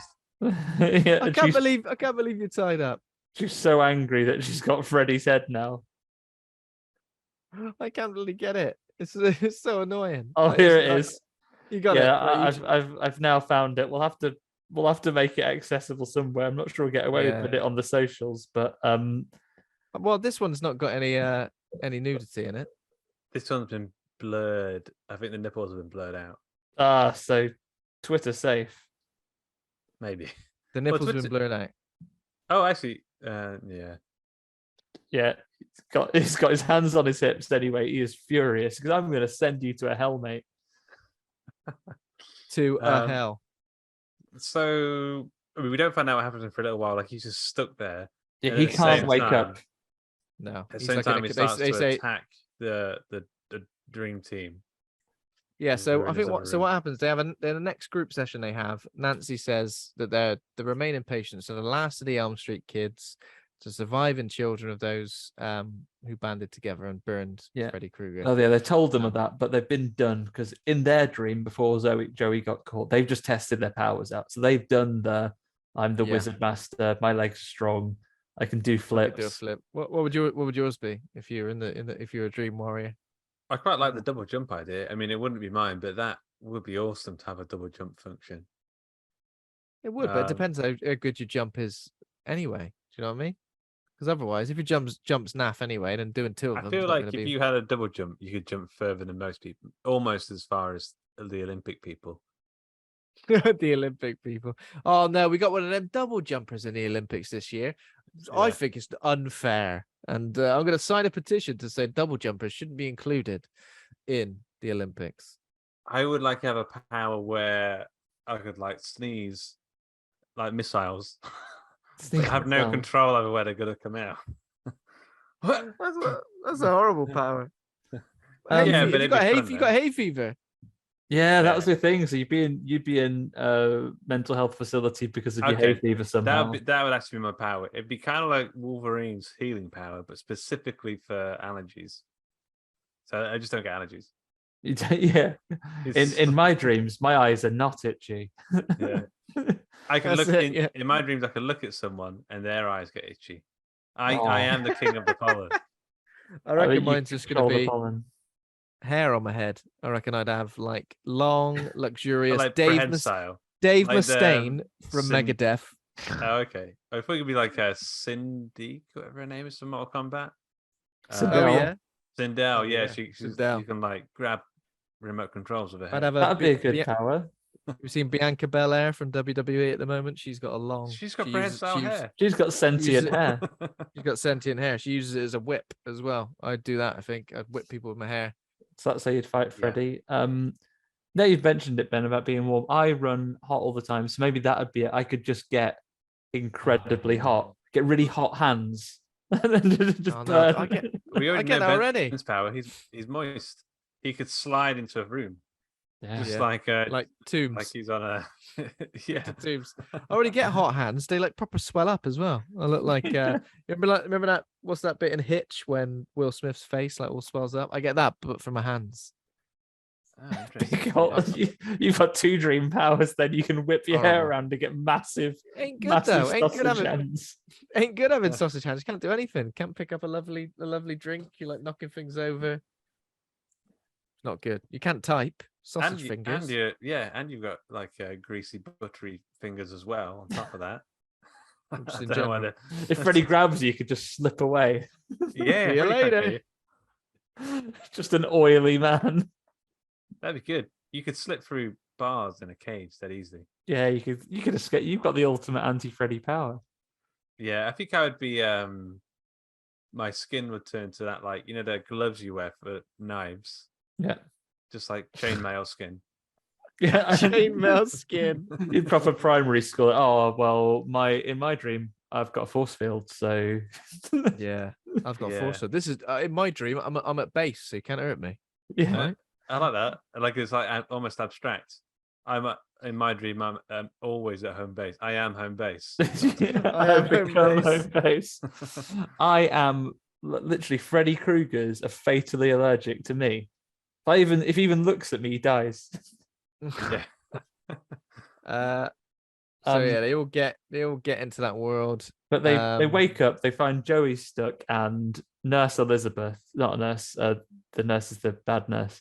Dr. Elizabeth, the other doctor, is livid. She was like, literally, it's hard not to take this personally, guys. I'm the only person you've left out of this mass hypnosis thing.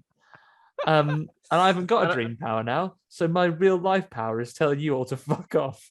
Yeah, and like Nancy and Neil like both get sacked, and you're not surprised really, because like two people have died, one's in a coma, and they're all doing a mass. Everyone's having a lovely to outside eyes. They're just having a nap in a room. Yeah. I like the bit where they're next to Joey, and they're like talking about Freddy, and that's like, I'm gonna come get you. And then he's in Joey's dream, he must be writing on his belly. He's like, come and get me, bitch. Like he's writing like notes on Joey's stomach. It's a good job he didn't make a mistake. He has to like rub it out. It does look pretty painful, mind. Ever so painful. Flip him over because he's run out of space. PTO. Turn him over. So I mean, when is it revealed that like the only way to stop Freddy now is to lay his bones to rest? I think it's pretty soon. How often do we get this in horror movies? Because it seems to be in like it's in a lot of haunting films, isn't it?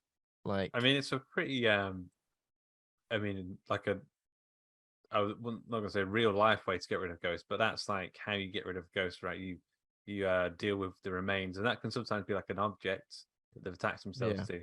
But it's normally like, I can't rest because my bones are in a car. they're in the boot of a car. Like that. I feel that. I can't sleep. I can't sleep. My bones are in a Ford Cortina in the boot. Oh, this is horrible in there. Yeah. If your bones are in there, you'd be livid, wouldn't you? So But this is the first time in the franchise that this has even been mentioned, right? No one's ever said. Oh yeah, no one's mentioned that. They know that we know that the parents burned him up alive, but Amanda Krueger, a ghost nun. Well, actually, we don't know she's Amanda Krueger. Spoilers for the plot for the characters in the film. But I thought it was all in his head. Ghost nun. Oh, it was all in his head in the end. Ghost nun tells him that Freddy Krueger's bone. Only one person knows who it is. So having been fired, Nancy and the doctor they go and see returning character Nancy's dad, who's still in a sheriff's uniform but is a drunk now. He's tanked right up. Yeah. He's drunk and he's in a sheriff's. I think the sheriff's uniform is for us, the audience, to remind us who he is. To remind. I think if he wasn't, and they were just like his dad, we might be like, "What is her dad in the film?" Okay, I got it. What's his job then? I can't get it from just regular clothes. And he goes, "That's my little girl." It's the first thing he says as well, just in case you weren't aware. But he's not really willing to help. But knowing that Kristen has been sedated by naive and well-meaning at heart, but completely misguided Dr. Elizabeth, has been sedated and she hasn't got much time. So the others phone her and say, Kristen's been sedated. She's going to pass out pretty soon and we're not going to be able to help her. So Nancy goes to deal with that, whereas the doctor, he robs a church en route, gets a little flask of holy water and robs a cross. Robs a church, and then the priest even sees him doing it, and he busts him. He says, "We're not so fast there," and he goes, "Oh, sorry, I do need to borrow this though. I will bring it back. Here's my driving license as like collateral." I don't want your driving license. I mean, you just get a new one. Reorder. I've lost it. Keep my driving license. That means I'll definitely come back. Definitely won't want to be. I'm going to take this massive silver cross. I will be back. So he does that, and the dad eventually agrees after he gets thrown against a wall menacingly to help him. Meanwhile, Nancy goes back, convinces Larry Fishburne to say, "Oh, I know I can't see Joey because he's in a coma, but Can I? Oh, and I can't see Kristen because she's in lockdown. Can I at least say goodbye to the please?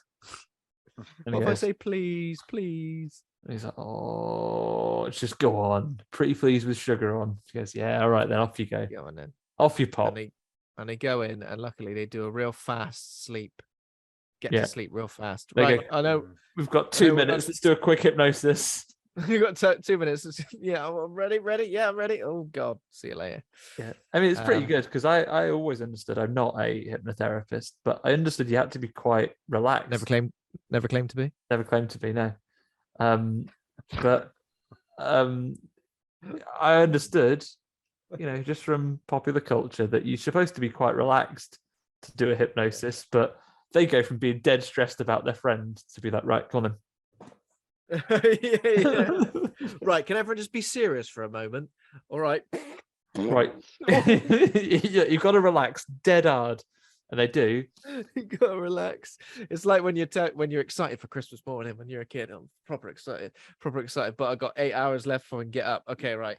I close my eyes. I'm gonna stop being excited now. I can hear the Mega Drive calling me. So they all go to sleep and they pop up in her dream immediately. Kristen's glad to see them, gives them all big hugs.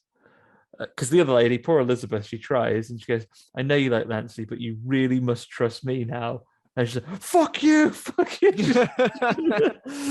She's like, you've really got to trust me now. She doesn't. As soon as she's Nancy in the dream, though, is dead. She's dead keen. She's all up in it. They do say, right, guys, the important thing is that we all stick together, and then they immediately get split up. How did they get split up? Yeah. They just get teleported off. Yeah, so in the room, there's like a load of feathers floating everywhere, and like as the feathers kind of take over the screen, there's too many of them. When they disappear, they're in a different location. So too many feathers. Well, they can't breathe. You're at a foam party. Ever been to a foam party? Oh God, I panicked. Just like white out. What's happening there? Yeah, I can't breathe when I'm in them. You're having a good time. He's having a whale of a time. Look at him. He's got his hands up, his mouth open. I feel like every time I go to a phone, like I don't go regularly, but certainly in much younger years, ever been to a phone party. You try and get right amongst it, and then you immediately don't want to be there. I feel like as soon as the phone comes out, and they always take ages to do it. Like you always think, what time's the phone party started? Oh, it's 2 a.m. That's normally, even me as a 19, 20-year-old, that's too late to start the fun thing. There are 3 things really bad with phone parties, right? Number 1, I think I've probably only been to maybe 3 in my life. Number 1, the foam, you choke on it, it feels like you're drowning. Yeah. It's a very weird sensation. You can't get out of it. Number 2, floor is dead slippery. Yeah. Also, number 3, you're right. It does happen late, and you end up out in the cold street when the club shuts in soaking 4 wet in the morning, at 4 in the morning. Might be October. Absolutely freezing cold. It's horrible. There's no one wins from the scenario. We went to a phone party. Wow, the club, they get a clean club. Yeah. Oh, it's all squeaky clean, this. Yeah, nice and clean, and we've got people's things that they've dropped because they've all been blinded by this phone. And they give everyone some lovely buffers on their feet, so they walk around shining the floor up real good. Yeah, they slide in people when the foam's at its highest. They slide people in from the sides, and they just grab people's wallets as they're sliding by. But sat on a little as they're sliding by. I feel like if I ever find myself hosting a phone party, the best thing to do would be to put on the Sonic the Hedgehog drowning music just as you fire the phone. Would you have a phone party at your house? Having a house party, a house phone party. You'd have to send him some little lifeline bubbles for people. Just squirting them with a pair of liquid. Yeah. Stick it in sink. Trying to breathe some of the bubbles while you're drowning in them. It's horrible. There's no escape. It's like you're breathing bubbles in, and there's nowhere to just like turn around and knock down. You start making a little like bubble for yourself like this. Protect yourself with your arms so you've got like a little pocket. Jesus Christ. We went to a phone party once, and it turned out that the town had mostly flooded, So the industrial estate we normally would walk home through was in about 3 feet, was like full of about 3 feet of water. So having been to a foam party, we just walked through like waist deep water back to the house. Unbelievable. Probably all got Viles disease. And by the time we got home, because it took so long, because we tried to navigate around the water before we walked through it, we got home at about 6:45 in the morning, and we'd just been walking through grim water. Oh, God. In many ways, quite a harrowing experience, but remember it fondly. Yeah, you made it. Not as harrowing an experience as a group dream fight against the dream demon. I mean, I feel like this might have been one. Now I look back at it, but when they've all been separated, who does he go after first now? I think it's the guy in the wheelchair. Yeah, he chases him with like a Mad Max style wheelchair in a tunnel. So wheelchair's going to get you. But he manages to obliterate it with like his he points out that he's the blooming wizard master, isn't he? Magical green. Did we mention they were playing Dungeons and Dragons, like the Wizard Master game? That's what he points out. He's the Wizard Master, and he makes Taran do the words that are in the name of the Elf King, I banish you. Yeah, and it doesn't work. He runs right up to him. Like, I don't mind doing that, but just do it from afar. But he runs right up to Freddy whilst he's shooting his rotoscoped green beams at him. Yeah, he gets dressed as like a Dracula when he becomes the Wizard Master. I'd be like, that's dead embarrassing.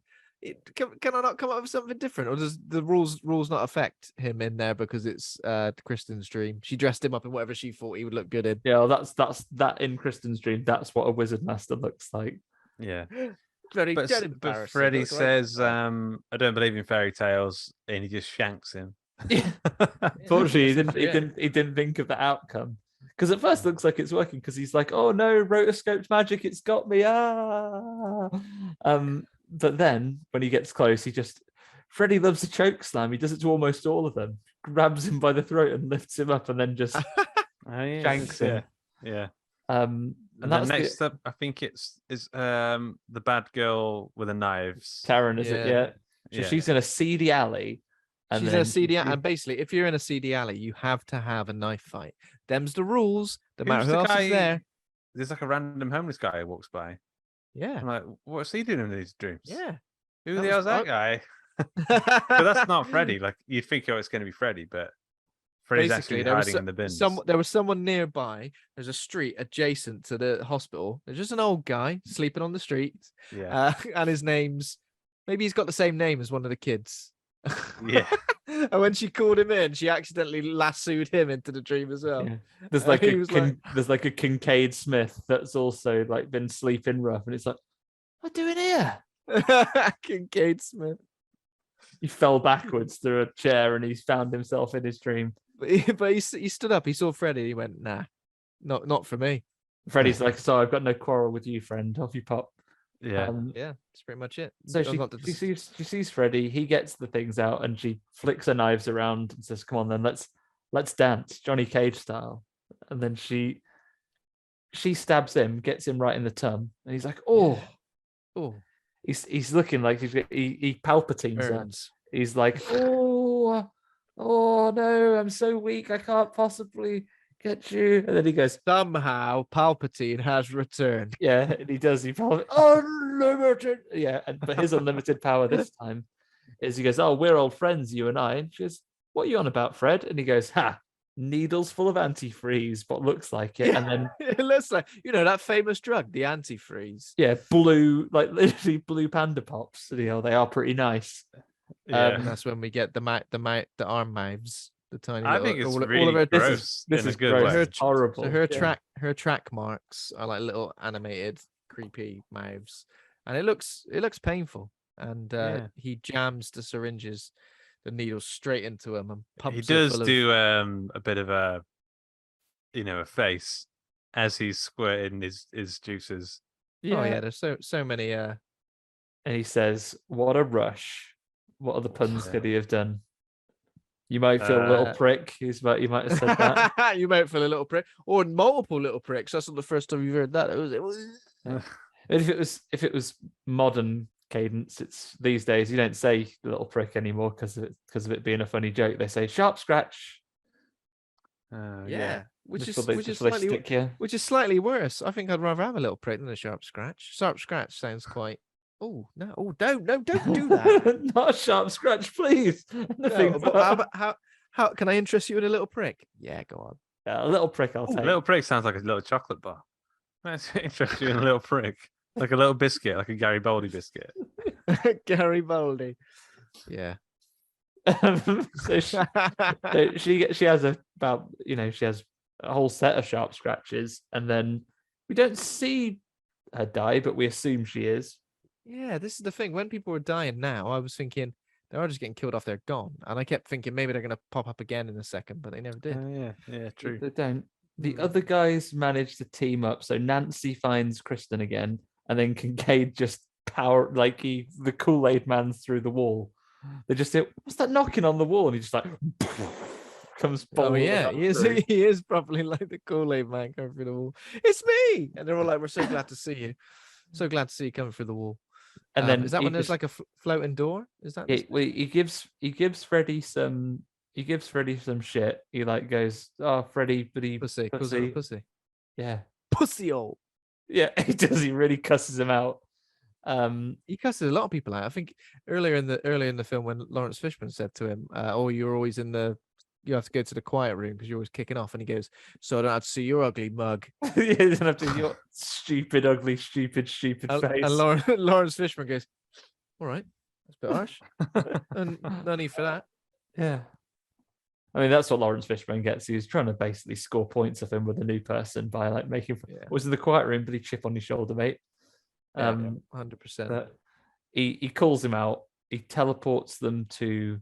How do they get Joey back? They just find him tongs to a bed. Just find him. Yeah.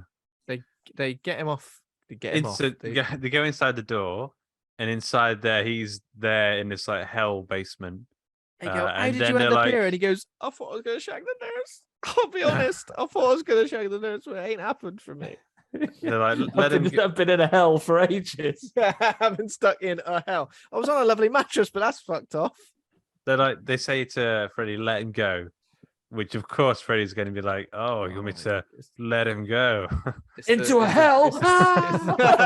It's the Joker. It's the Joker in the Dark Knight all over again. That's a very poor choice of words.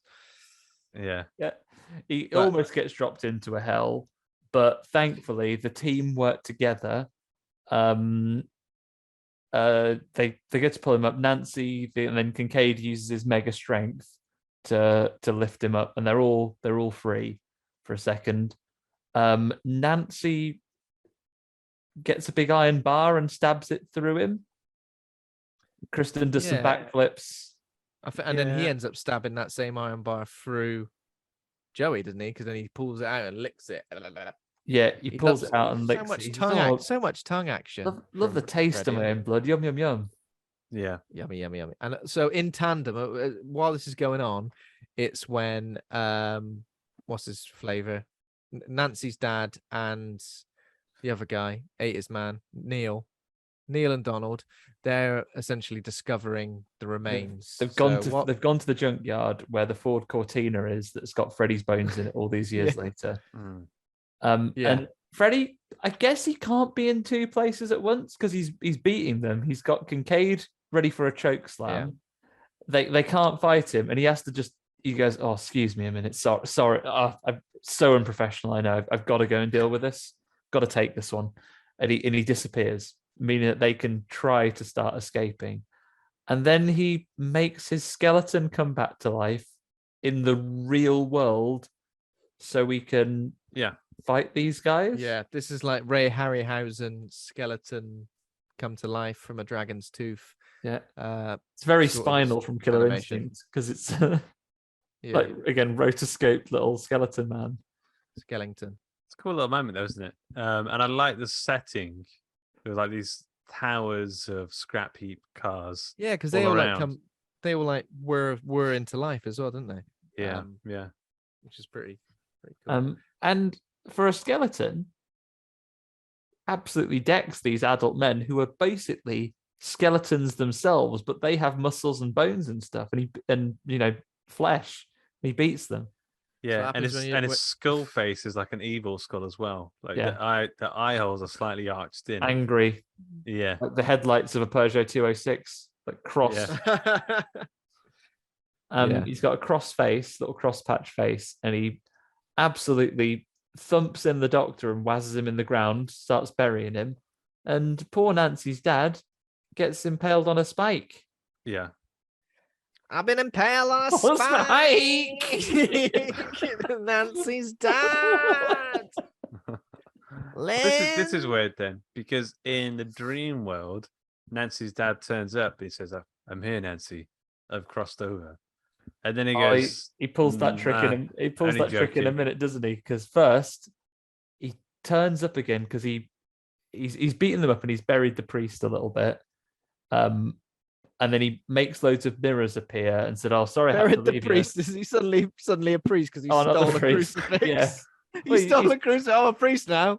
He's qualified. That's how it works. He's qualified to hallow this ground in a minute, but he's beaten up the doctor. He's half buried him, and then he teleports back in and goes, "I wish there was more of me to go around." And he becomes loads of mirrors, and he starts slurping off all the characters apart from Joey. Yeah. And then Joey discovers his other great dream power, which is to do the most powerful no I've seen in cinema. That Darth Vader one later, nothing on this. Yeah. No. No. He just does a really high Steven Tyler wail. Yeah. And it shatters everyone back out of the mirror dimensions. And it's like, oh, Kincaid is for an angry, quite like surly guy who becomes sad. He's like, oh, I guess you found your dream power, buddy. And he's like, yeah, I can do a big shout. Guess you found your dream power. Finally, you loser. I could do a real big shout. Yeah, real big shout. Yeah. Fucking the best at shouting. No. I wonder how Freddy's powers work. Do you think it's like literally, if he can imagine it, then he can do it? If he can imagine being in several places at once with mirrors, like if he can find the dream logic to make it work, yeah, he can do it. Guess so, yeah. Yeah, you can basically just write whatever. He's like scribble notes. You can just like if you think it, you can make it appear. Scribble. He's like a genie. Penny crayon. Yeah, he's a penny crayon. Yeah, he's a penny crayon, but instead of a crayon, he uses his brain waves. He just thinks about it. It's a good power, to be fair. Certainly got all these other guys licked, wizard masters and knife fights. So yeah, and again, he uses his power of like, oh, they seem to get dream powers to fight him, and then it's like playing with your friends when you're at primary school, playing army with them, pretending to shoot them. Oh no, got a force field, or I dodged that actually. But that Freddy's like, oh yeah, I'm actually stronger than that. I'm invincible. Like I love a taste of blood. I think it's brilliant. And this is Luke when he then does a little golden sparkle, and the dad appears and goes, "I'm not a drunk anymore because I'm a ghost now. I've crossed over, but I had to say goodbye." And then she goes to give her dad a hug and says, "Oh, I'm sorry about everything." He goes, "Yeah, so am I, because I'm actually Freddy, stabbed." Yeah. Psych. Stabbed. Tosses her aside. And then I think is when he grabs Kristen, now ready to do his final killing blow on her. He's like, if I kill the person who, is in charge of this dream, then I essentially win. You're all dead. I win, and I can go back to, wherever he lives. Yep. A hell. He's done it, but he likes it though. For him, it's like a hot tub. He's eventually got used to it. He likes it in a hell. But Nancy isn't actually dead. She is alive. She leaps up and she stabs him with his own glove, isn't it? Yeah. Stabbed with your own sharp glove. Yeah. And that'll come sharp for sure. She's poorly, but she's still on it. And then meanwhile, the doctor has got up, and thankfully, having been to a lot of funerals recently, he knows exactly the words to say. He goes, "Oh, waz a bit of holy water on you, ashes to ashes," and so on. Have a cross on your head. And Freddy, like Wonder Woman's away. He's like turning around, spinning. Oh yeah. Instead of turning into Wonder Woman, he just vanishes in like a flash of light. That effect reminded me of something as well, actually. Like the sort of beams of light just like breaking through. Yeah, it was familiar, but I don't know what it's from. Yeah. but it's pretty good effect. And I think it's one of those effects, even though sure this is the third film of a longer running franchise, it is one of those things where you think, yeah, they got him, finally got him. That's got to be it. If they've put his remains to rest, he can't come back, surely, can he? That's it. Well, do you know how he does come back in number 4? It's going to be a while before we do number 4. You know what happens that makes him come back? Probably his gloves, I imagine. His gloves. No, this consecrated ground that he's now buried in. Yeah. A dog pisses on it. Oh, that make it not consecrate. Yeah, dog piss is the opposite of holy water. Chemically. Cancels it out. Yeah. Did that dog just piss on Freddy Krueger's grave? Yeah, I think so. Oh no! Maybe it's a particularly naughty dog. Yeah, it's a sinful dog. It's the naughty dog from what would become the game developer of the same name. They named it after him. The naughty dog that its piss can unconsecrate ground and makes him come back. So then, in this film, Nancy does officially die, doesn't she? Yeah. She's officially done. Yeah, Kristen tries to say, "Oh, I'll dream you into such a brilliant dream where you'll be really nice," but she's dead. So, dream me into a good dream. There, go on. Where stab wounds make you stronger. Where I'm invincible now. Too late. Yeah, and then there's like a funeral at the end, which is when Neil discovers Amanda Krueger, the ghost nun he's been talking to throughout, is actually Sister Mary Helena is actually Amanda Krueger, mother of Freddy. So he's been being warned from beyond the grave. Why would you choose to speak to him out of everyone? She'd go and have a little chat to Nancy or someone else. Yeah, Nancy, the one that's the history. Oh, maybe like he is still a son. Thinks, I can't really be seen to be sided with the person who's who home aloned him that time. Yeah, made a right mug of him. Yeah. Well, I believe we see more of Amanda Krueger as the series goes on. Yeah, isn't she like? No, wait. I was going to say something else. I'm not sure. Did Kristen Parker return in the next one as well? And she like a sort of fake protagonist? I think we see more of Kristen, but as another actor next time, I believe. Another actor, yeah. So it ends with Neil going to bed. For some reason he's got Kristen's papier-mâché house in his room. Why wouldn't you? And just as he falls asleep, little keepsake, it lights up from the inside. Suggesting that Freddy is not completely defeated, or maybe he's just fitted a tiny little bulb in there. Or maybe that's just a nice thing that they did when they made the model in the real world. Yeah. No, Freddy's still alive. No, it's just a little light I put in there. It's fine. Yeah. Don't worry about it. I have a good crafter. So the Dream Warriors have a lovely retirement. Those of them that are still alive, I believe all of them, same actors or no, appear in the next one.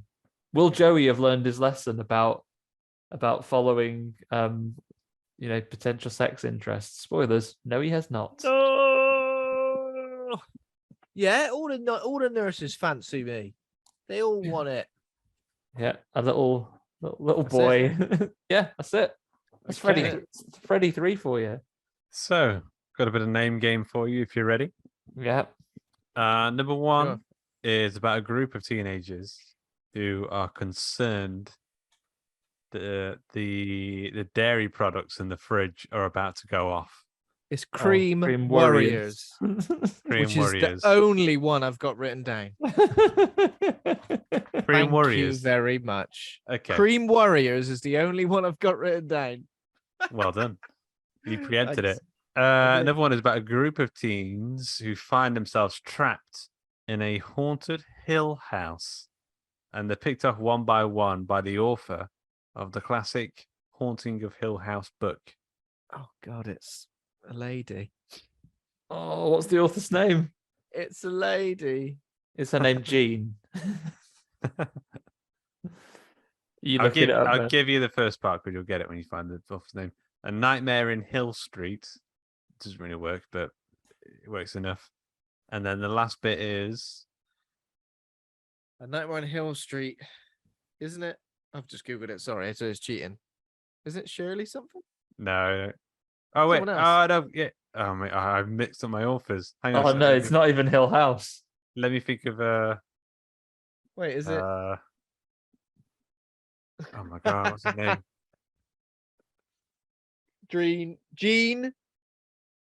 No, hang on a sec. Okay, yeah. So ignoring everything I've just said, it's about a group of teens who find themselves trapped in a birdhouse, and they're picked off one by a load of birds. Birds. Yeah. Birds. I think of bream, but that's a fish. Bream warriors. Bream warriors. Well, I'm still trying to work in the author's name of this book, of these books anyway. She did the birds, the Rebecca. Oh, what was the bird's author name? Shit. I'm just showing like really poor author knowledge. You're definitely the I've messed it up anyway. Daphne du Maurier. Yeah.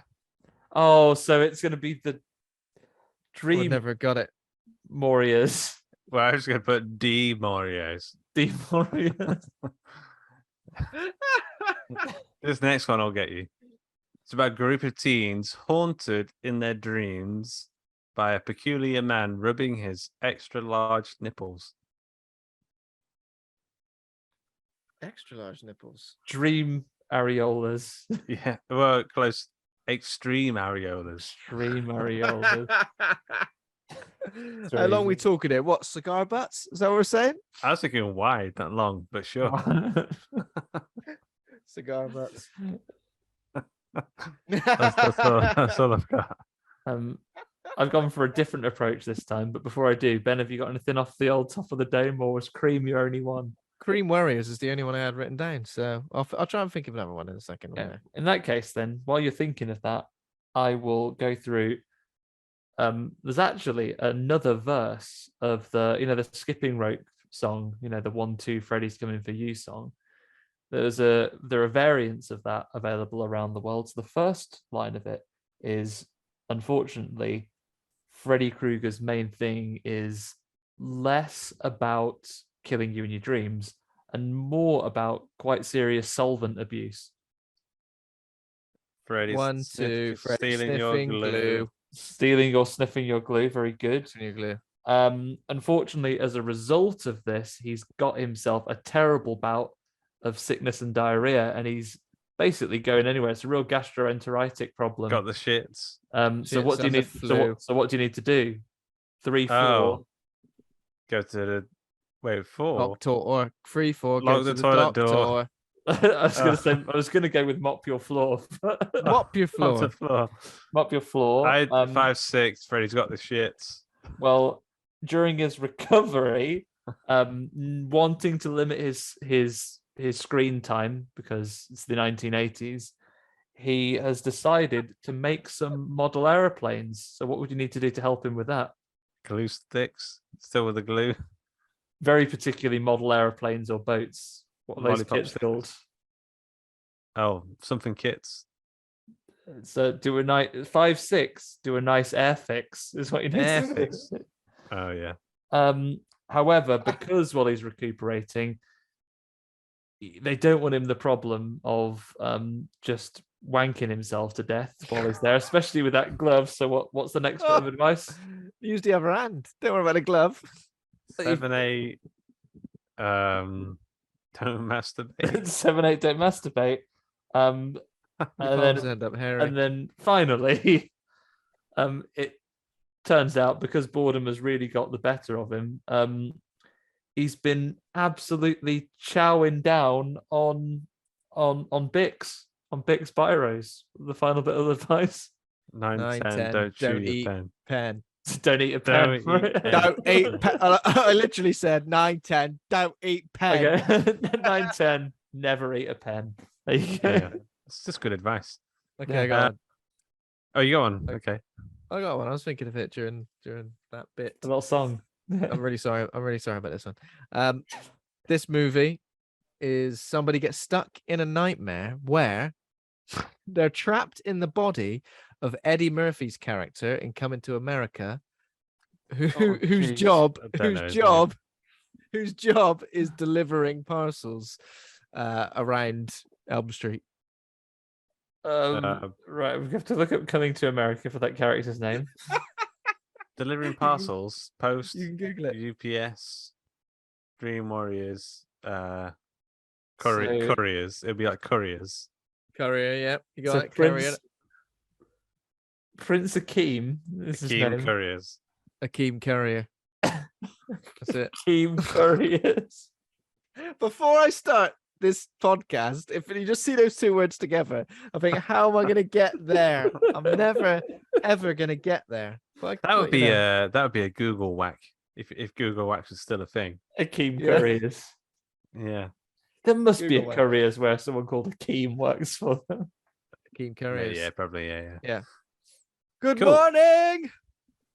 So we need to rate the movie, either rate good or rate bad.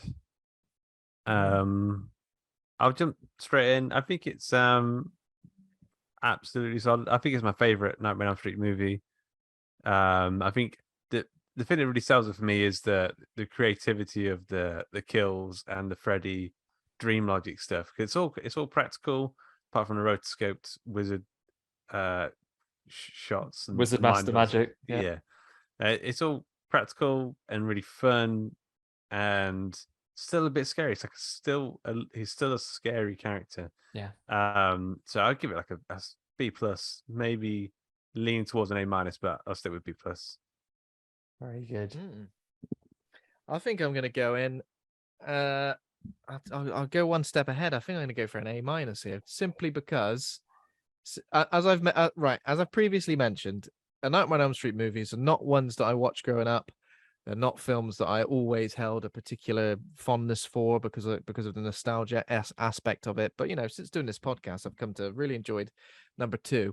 But I feel like this film, as I mentioned previously as well, just perfects the formula. It just perfects everything from Freddy's character is like as good as he's ever been. He's got like the quips. He's still quite scary, and he's not got too cheesy in this. It's not too over the top. The effects are great. I think all the performances are great. And it just seems to like really just hit the nail on the head and really capture like the lightning in a bottle of what I feel like A Nightmare on Elm Street should be and is, like, in terms of like the legacy of the character and the way the franchise. I know the franchise, we get a lot more meta when it gets to New Nightmare much later down the line, but I feel like for the basic premise of this, which is scary dream demon man killing people in dreams, this is like as far as it goes. And it also gives the fact it gives the characters weapons to fight back as well, essentially, whereas before they're just victims getting picked off. I don't know, it seems to just perfect that formula, and for that reason I think I'm gonna give it an A minus, because in terms of protagonists from major horror franchises, Freddy's got there's a lot to him in terms of backstory, but also there's a lot to him in terms of what he brings to the screen. It's not just a man, a stalker figure killing people, walking slowly towards them. There's so much creativity that Conceptually, is it's such a good series. And you love the song, Ben, I heard. And I love the song. So the song, which plays during the end credits, Dokken, that's correct, isn't it? Dokken Dream Warriors. Dokken, and as I mentioned, it was on the VHS as well, which is cool. It's such a 80s like power ballad. It's got it all going on. It just seems like perfect. A really, really good sequel. The fact it adds so much to the previous 2 installments, without taking it too far. Perhaps the next couple of installments take it too far. This is like a perfect storm of Freddy. In that case, might I recommend, Ben, if you want to do a double feature at any point, feel free to mix Dokken's Dream Warriors with Get Ready for Freddy by the Fat Boys. Oh, wow. Okay. The Fat Boys, eh? Yeah, the Fat Boys. They do an excellent video. There is a little bit of Robert Englund rapping in a true 80s style. He doesn't quite say, "Hey, my name's Freddy and I'm here to say." He says, like, "My name's Fred Krueger. I'm a popular guy." Yeah. How is the next one then? The Dream Master. The Dream Master follows on almost immediately from this one. Maybe we'll do it. Yeah. Don't want to spoil anything. But I'm kind of keen to go and check them out. So yeah. Work our way through this is probably the slasher franchise. I know we've done you and I, Ben, certainly we did a bonus episode on all of the Halloweens, but I think the Freddy films of all of your major slasher franchises, each of them are different enough to warrant a good conversation because each of them is wildly different. Yeah. But more of that later. But yeah, Yeah. the Dream Master follows directly from this pretty well. Interesting. There we go. Cool. I guess I'll review give my rating real quick. I forgot about that. Yeah, I was just about to say, what's your rating then? What's your rating? What's your rating then, man? I'm gonna join Ben on this one. I think I was on the fence like Luke, but you talked me into it. I'm gonna go A- as well because production wise, there's so much visual set pieces to enjoy in this one.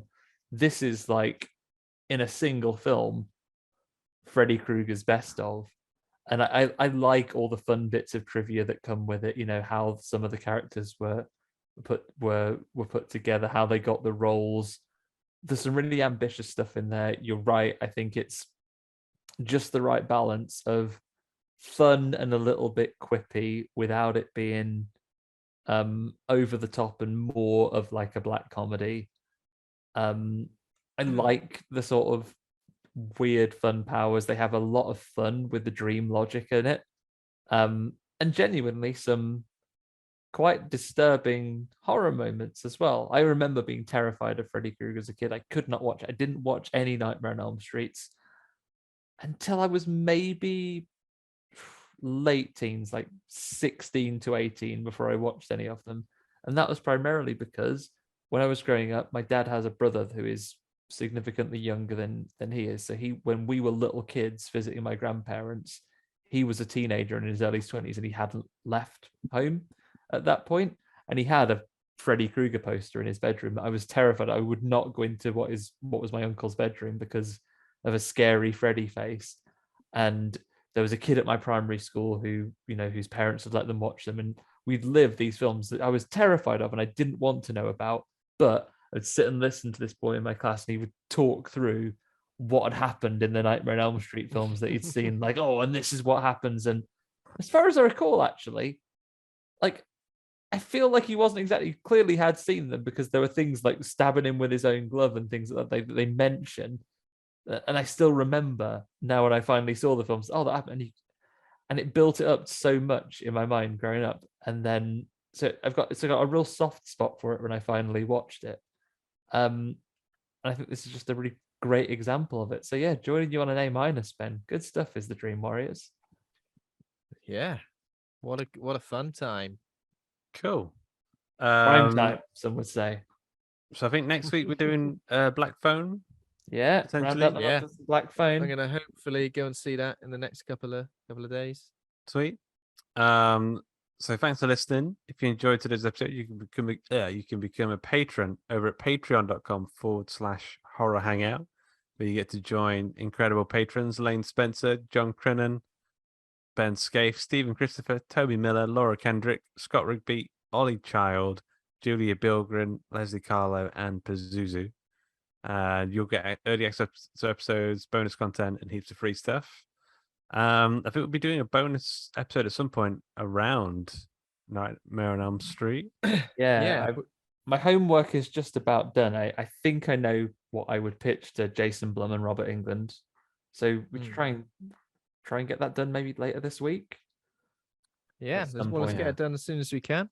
So pitch a remake / pitch. Did we say if we're going to do pitch a remake or pitch a sequel? We get to choose, don't we? Remake or sequel? I guess you get to choose. Yeah. Tune in on the day and find out what we've all chosen, everybody. Yeah. Lovely. That's like a cool, interesting podcast to do. I'm mean just as bonus ode, but as in like a concept for a repeated podcast where you pitch your remake or reboot for an existing franchise. I like it. Anyway, thanks for listening. Thanks for the theme music by Taj Easton. We need to put this. In fact, I think we have been putting his link in the show notes. TajEaston.com. Thanks to Acast for hosting the show. Thanks to the listeners. If you enjoy, please subscribe. Please rate and review. We'll do a review readout at some point pretty soon, I believe. But yeah, more than that, thanks to my co-hosts Ben and Andy for being right horror dudes. Thanks. Thank you, guys. It's been a pleasure. Nice. Right horror dude. See you next time. Don't have nightmares, everyone. Do sleep well. Yeah. Night. Night, everyone. Night, night. Bye. Bye.